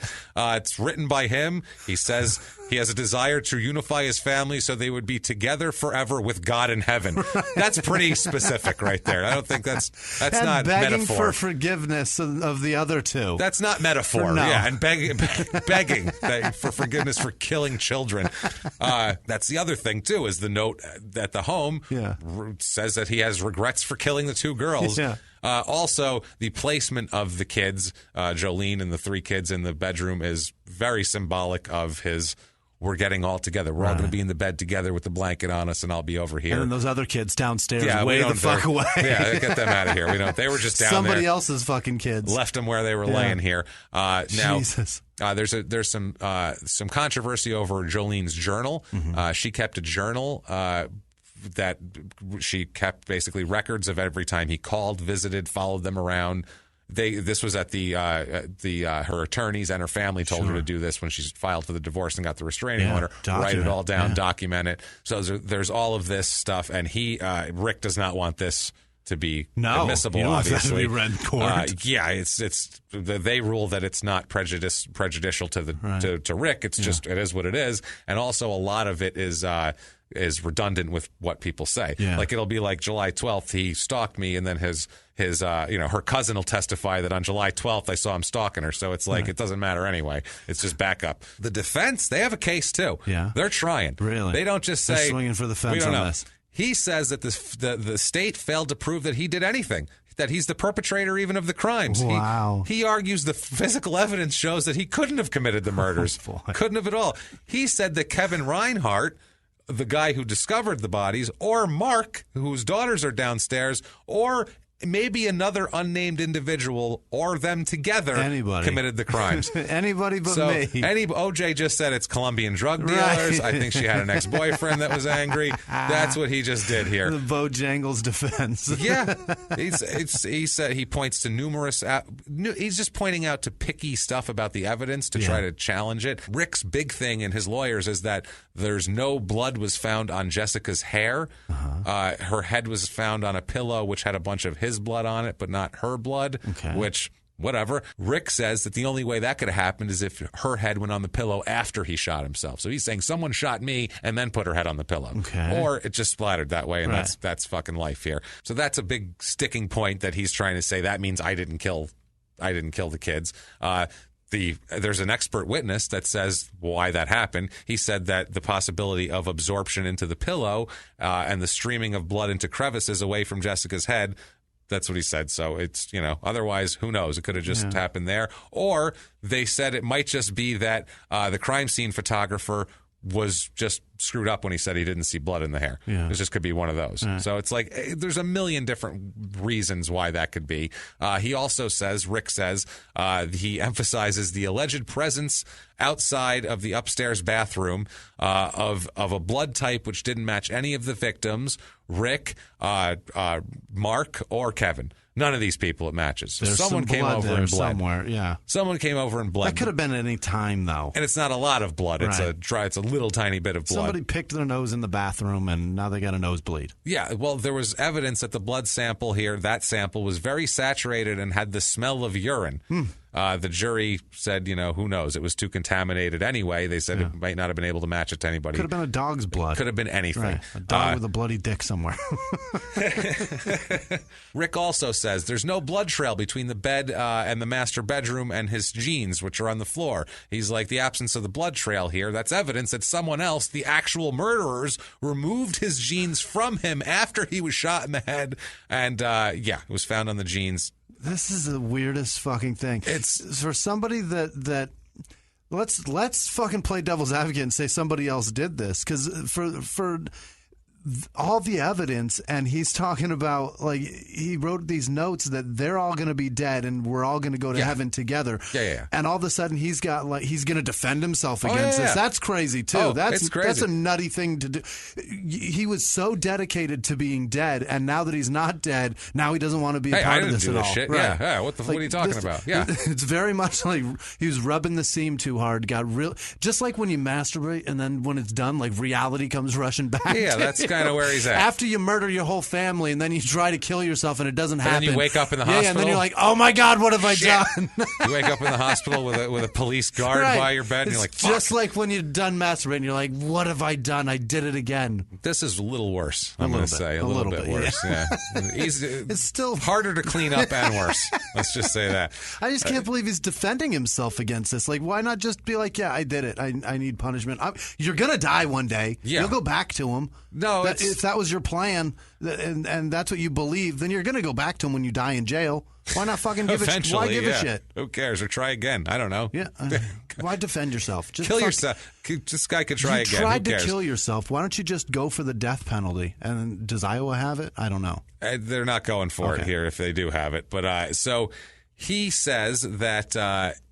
He says that the reason why there's no blood trails, an expert says, is because there's also a huge pillow found in the bedroom that's soaked with blood that he probably put the bodies on and dragged them up there because it's a lot easier to do that. So that's that the theory. Sense. Yeah, that's the theory there. He also, Rick here, he argues that there was a use of gloves and an attempt to clean up blood evidence that aren't consistent with him committing suicide or trying to commit suicide or wanting to commit suicide. It's like, why would I clean shit up if I was contemplating suicide? If I was going to kill myself, why wouldn't I just leave it everywhere? Maybe you weren't and write a note. Maybe you weren't contemplating when you first started all this shit. Well, he left a note at his house. That was a suicide note too. But still, they're saying, why would I clean this up? And they say, the state's answer is, well, the record reveals that you have a low-functioning IQ. That's what they said. And you're clearly unstable, and your efforts to conceal some shit are probably... They're not inconsistent with your otherwise irrational behavior. That's what it says in the court documents. I love that so much. Let's not try to make sir, heads or tails of this. You're clearly off your rocker. Well, sir, you're a moron. Right. In addition to being a little crazy, you're also a moron. So I just wanted to let you know that. You're actually an idiot, just so you know. Technically, medically, you're an idiot. So I just wanted you to know that. That's awesome. He tries to make a big deal out of the fact that Martina Napadano, Mark's daughter, was wearing... some of her her father's, a big T-shirt of her dad's and something of her mom's. But so he says, well, that's obviously Mark came over and killed him and put his clothes on him. Right. And no, they also said that sometimes kids, when they go stay somewhere, will want to bring their dad's T-shirt to wear at night or some shit like that. My daughter does that when she stays with me. That's what I mean. My daughter all the time she loves to put my shirts on. Big T-shirts or a hoodie or some shit like that. So, she loves it. Yeah, exactly. She's fucking 7. We don't even wear the same size, and she still tries. That doesn't matter. Right. Yeah, my daughter's, I think... It's close to the same size. Yeah, for you. Yeah, it's probably more than you. Your daughter definitely wears my size. She's taller than you. Yeah, actually. No. So I might want to wear her big shirt. Probably. Yeah, she's definitely taller.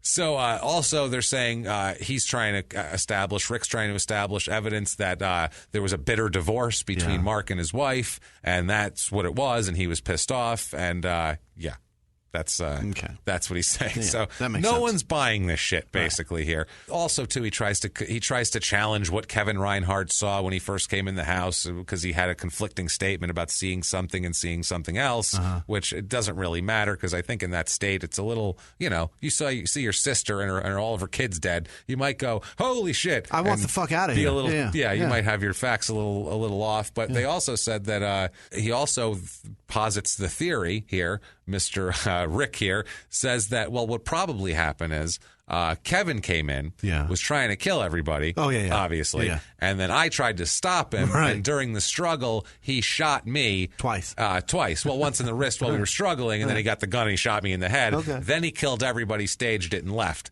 That's probably what happened. And there's no physical evidence whatsoever to support that. So 1994 in April, there is a verdict. He is found guilty of 6 counts of first-degree murder. Shit. Wow. Right before sentencing, they do a motion. They file a motion for a new trial before sentencing because they're trying to say that a blood specialist from the state gave scientifically false evidence at trial regarding the blood found in the upper hall carpet. Motion is denied. Wow. And he is sentenced. District Judge Dale Hagen asks Rick if he has anything to say for himself before sentencing. This would be the time to say it, and Rick just shook his head. Nothing to say for yourself, huh? Nothing at all, you piece of shit? Nothing? Okay. Not even I'm sorry. So this guy, Hagen said, okay, well, you're going to go to prison, quote, for your lifetime. Holy shit. Let's bring in a one thing we do in crime and sports. When someone who deserves to be sentenced to a long prison sentence gets sentenced, we have something where we just say the judge might say to him, look at him and say, you, sir, may fuck off, and send them to prison. So you, sir, may fuck off. 6 consecutive life sentences, no parole. Eat a dozen dicks, you asshole. At least 6. At least, no, double. I want double. You know what? One more. Baker's dozen of dicks. I have a Baker's dick dozen. Enjoy, motherfucker. So, 1996, their house is sold. The murder house is sold for $58,500. It dropped in price. It did. There's a reason. New owner also found dried blood in the closet. Oh, shit. She freaked out a little bit. This woman named Selena Ayers said she opened the closet and found dried blood. She said, I was just mad. I thought they had it all cleaned up. Wow. Crazy. I mean, they don't have to. That's not their responsibility. When you bought a house, you should have checked there to everything. Not be brain matter on things. Suppose. I would say there not be viscera all over the place. But you knew what happened in there, and they knew, and that's why they got it cheap. They call it the homicide house. They make jokes. The husband Brian says, "quote Ghosts would at least understand things I'm talking about around here." And then she says, after all that, she said, "Unfortunately, all those children had to die." Oh, good God! She points. What a horrible phrase. She's got a reporter, and she points to a bedroom, and she said, when she's over there, she goes, "This is where they found 4 of them." Like pointing over here. There's dead people here. Wow. They said, Brian, the husband, said, quote, "When the house was put on the market, there was controversy. Some people thought the memory should die with the people and that they should tear it down and put up a memorial. But it's a beautiful house." I mean, that doesn't do anybody any service. No, but we've had a few of these where they knock the house down and they build another one. Like, let's not have this here. But just build a memorial, like a fucking garden or something? Knock that shit down, build another house. That brings way more attention than an actual house there. The only people that know about it are the people that know about it. Unless you're out there just fucking telling everybody that that's what happened there. And they were just looking for a good price. Yeah. They said it didn't matter. Didn't matter to them. People said they were crazy. Yeah. They just pulled the carpet up. And when they bought it, the carpet was all pulled up from where there was, brain matter, that sort of things. Problems, that's a good way to put it here. And they said they were just looking for a nice house to get pretty cheap. Yeah. You got it for $60,000. Shut up. Whatever's in there, you're fine with. And the real estate agent said, quote, "It would probably cause a house to be on the market for a while, a murder." And said, quote, "At some point, someone would be able to purchase it for under the market value." No doubt. Like these people. Rick is appealing like crazy, appeals on several grounds. Evidence insufficiency, that blood stuff, says that that blood stuff with the state thing. He's giving scientifically inaccurate information. Right. Ineffective assistance of counsel, saying that he didn't appropriately fight to say that he was incompetent. Okay. Also, the journal admission, saying Jolene's journal, which doesn't matter because it was duplicated evidence anyway. Yeah. And also the evidence exclusion because he had even more crazy theories about Kevin Reinhart that they didn't let him put in because there was zero evidence to possibly back it up. And also they wouldn't let evidence come in of Jolene had a couple therapy sessions in 1985. Who gives a shit? And they wanted to put that. Well, that means that her brother killed everybody because she had 2 therapy sessions because I was being an asshole. That's what that is. She probably had therapy sessions because of him. Right. It was probably like, I'm going to need to talk to your wife separately so we can figure out what's going on my with him. son died. I'm going to go to therapy for that. Yeah. So trial court excludes all of this shit and says, no, sorry. They affirm all the exclusion of everything and say to fuck off. 2008, another appeal. This one is all about the competency. all about competency. There's a ton of stuff with all of the different psychiatrists, and they're challenging this one, and it's really ridiculous. He says that the experts examining him lacked the requisite training to assist him because they were clinical, not forensic mental health experts. The court says that he presents neither a factual basis for differentiating categorically between clinical and forensic psychiatrists or psychologists, nor any legal authority for that to make a fucking difference at all. You pulled that out of your ass because you saw they were different words. And you were like, maybe that's something. There it is. Throw it against the wall. Nope, not sticking. Shit. Wow, man. That spaghetti's not even stringy yet. Like, that's still stiff spaghetti. Yeah. Just because words are different. That's what I mean. It's that's going to bounce clean off the wall. Yeah, then that's exactly, it's right off like a Super Ball. Yeah. You know, come back and hit you right in the face. And they're saying about the lawyer too, like he was in a tough spot. This lawyer, there's tons of evidence, and he said that it wouldn't be a good. The lawyer basically said it was strategy not to do crazy, not to go for the insanity, because it looks like he did it, and he didn't want to go for the, quote, I did not do it, but if I did, I was insane defense, because that never fucking works. Right. And he was right, and this wasn't going to work. Sorry, you were laying there with the gun in your hand. Right. You're going to prison, asshole. It's going to happen. It's going to happen here. And they look at the husband first. Oh, look, he's here too. Yeah. With gunshot residue fucking everywhere. The court here says that because Forsyth has alleged no grounds in support for his claim of ineffective assistance of counsel, of his appellate counsel, beyond those alleged against him at trial, alleged against his trial counsel, that claim fails. The judgment is affirmed. He is now sitting his asshole self in Anamosa State Prison in Iowa. Of course. Enjoy. Jolene and all the kids, all of her kids, all of their kids, are buried at Oakwood Cemetery in Pleasant Hill in Iowa. So that's a tragedy, and that is... at the time, one of the worst, and it might have been the worst mass killing in the history of Iowa. Wow. At the time when that happened. I don't know about now. I'm sure somebody shot up a school or something now. But at the time, it was. Yeah. And the dad, the guy that left, he now has to go the rest of his life knowing... Being guilty, feeling guilty for that. And his crime, what he did was move on with his life and start dating somebody. And it seems like a safe place, safest place. It's such a great place. Violent crime is a third of the normal. It's average town. They're staying on Main Street, USA. Right. There it is.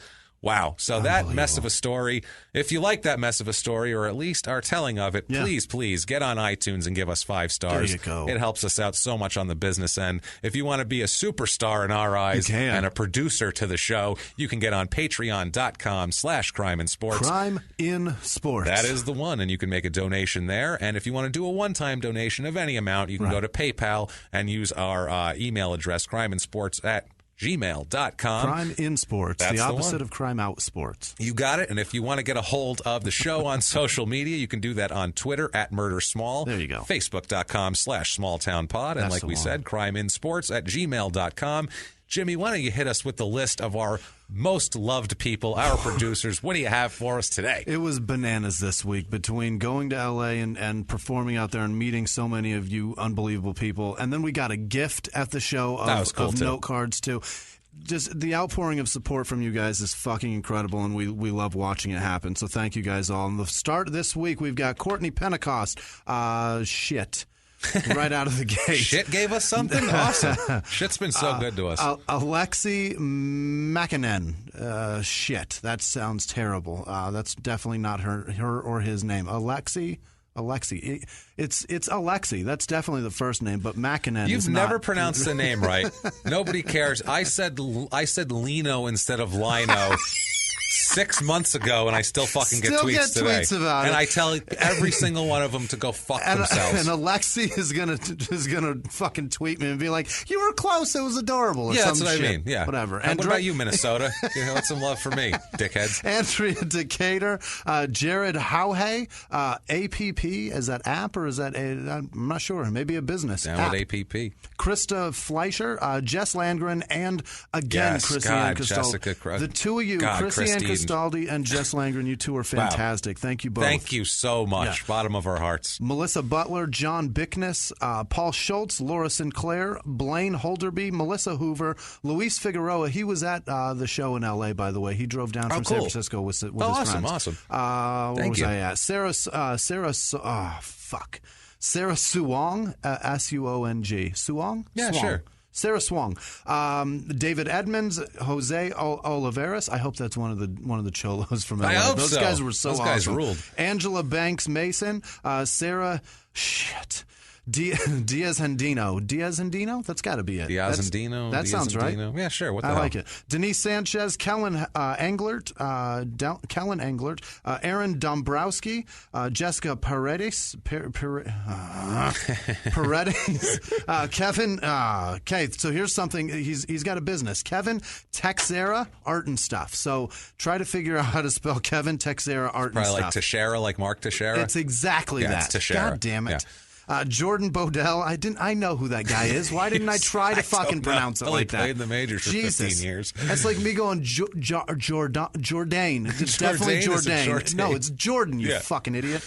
Jordan Bodell, J.D. Harper, Tristan McKay, Alice. It might be Alice with an E. Smith. Alice Smith. Kataya Patovia. No, it's not. Kataya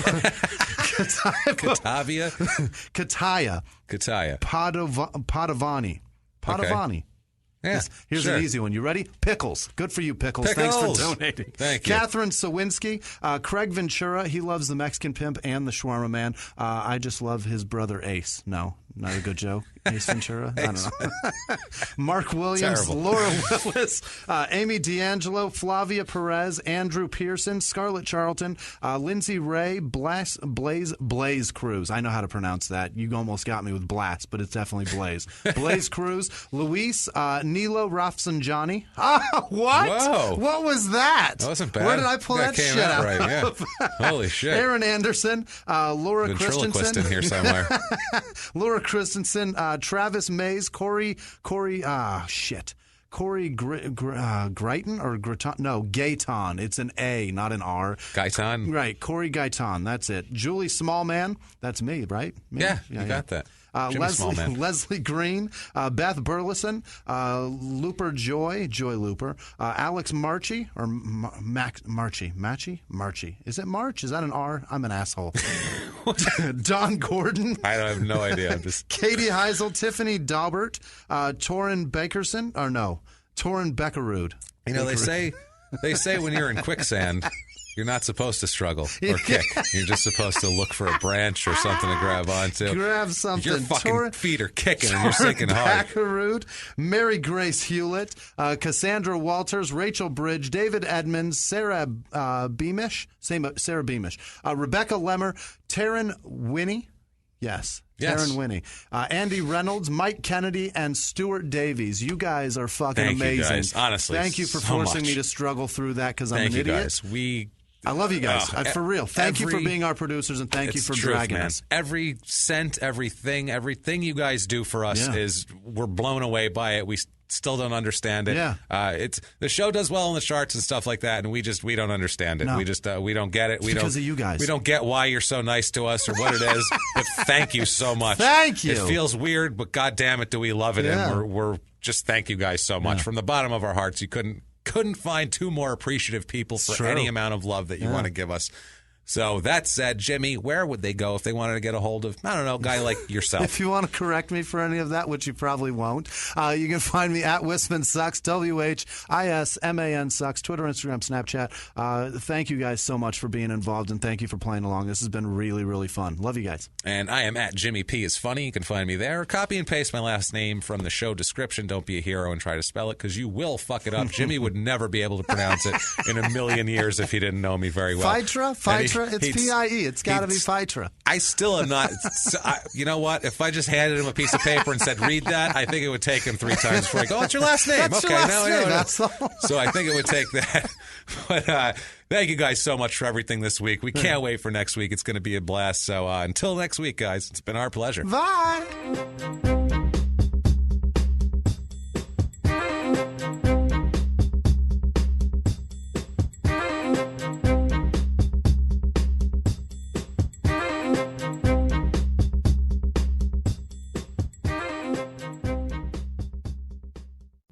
If you like Small Town Murder, you can listen early and ad-free now by joining Wondery Plus in the Wondery app or on Apple Podcasts. Prime members can listen early and ad-free on Amazon Music. Before you go, tell us about yourself by filling out a short survey at Wondery.com/survey. He was hip-hop's biggest mogul, the man who redefined fame, fortune, and the music industry.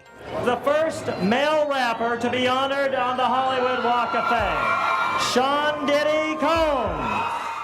Diddy built an empire and lived a life most people only dream about. Everybody know ain't no party like a Diddy party, so. Yeah, that's what's up.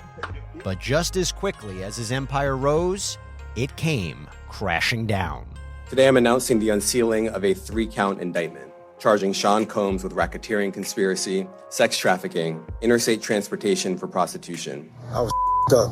I hit rock bottom, but I make no excuses. I'm disgusted. I'm so sorry.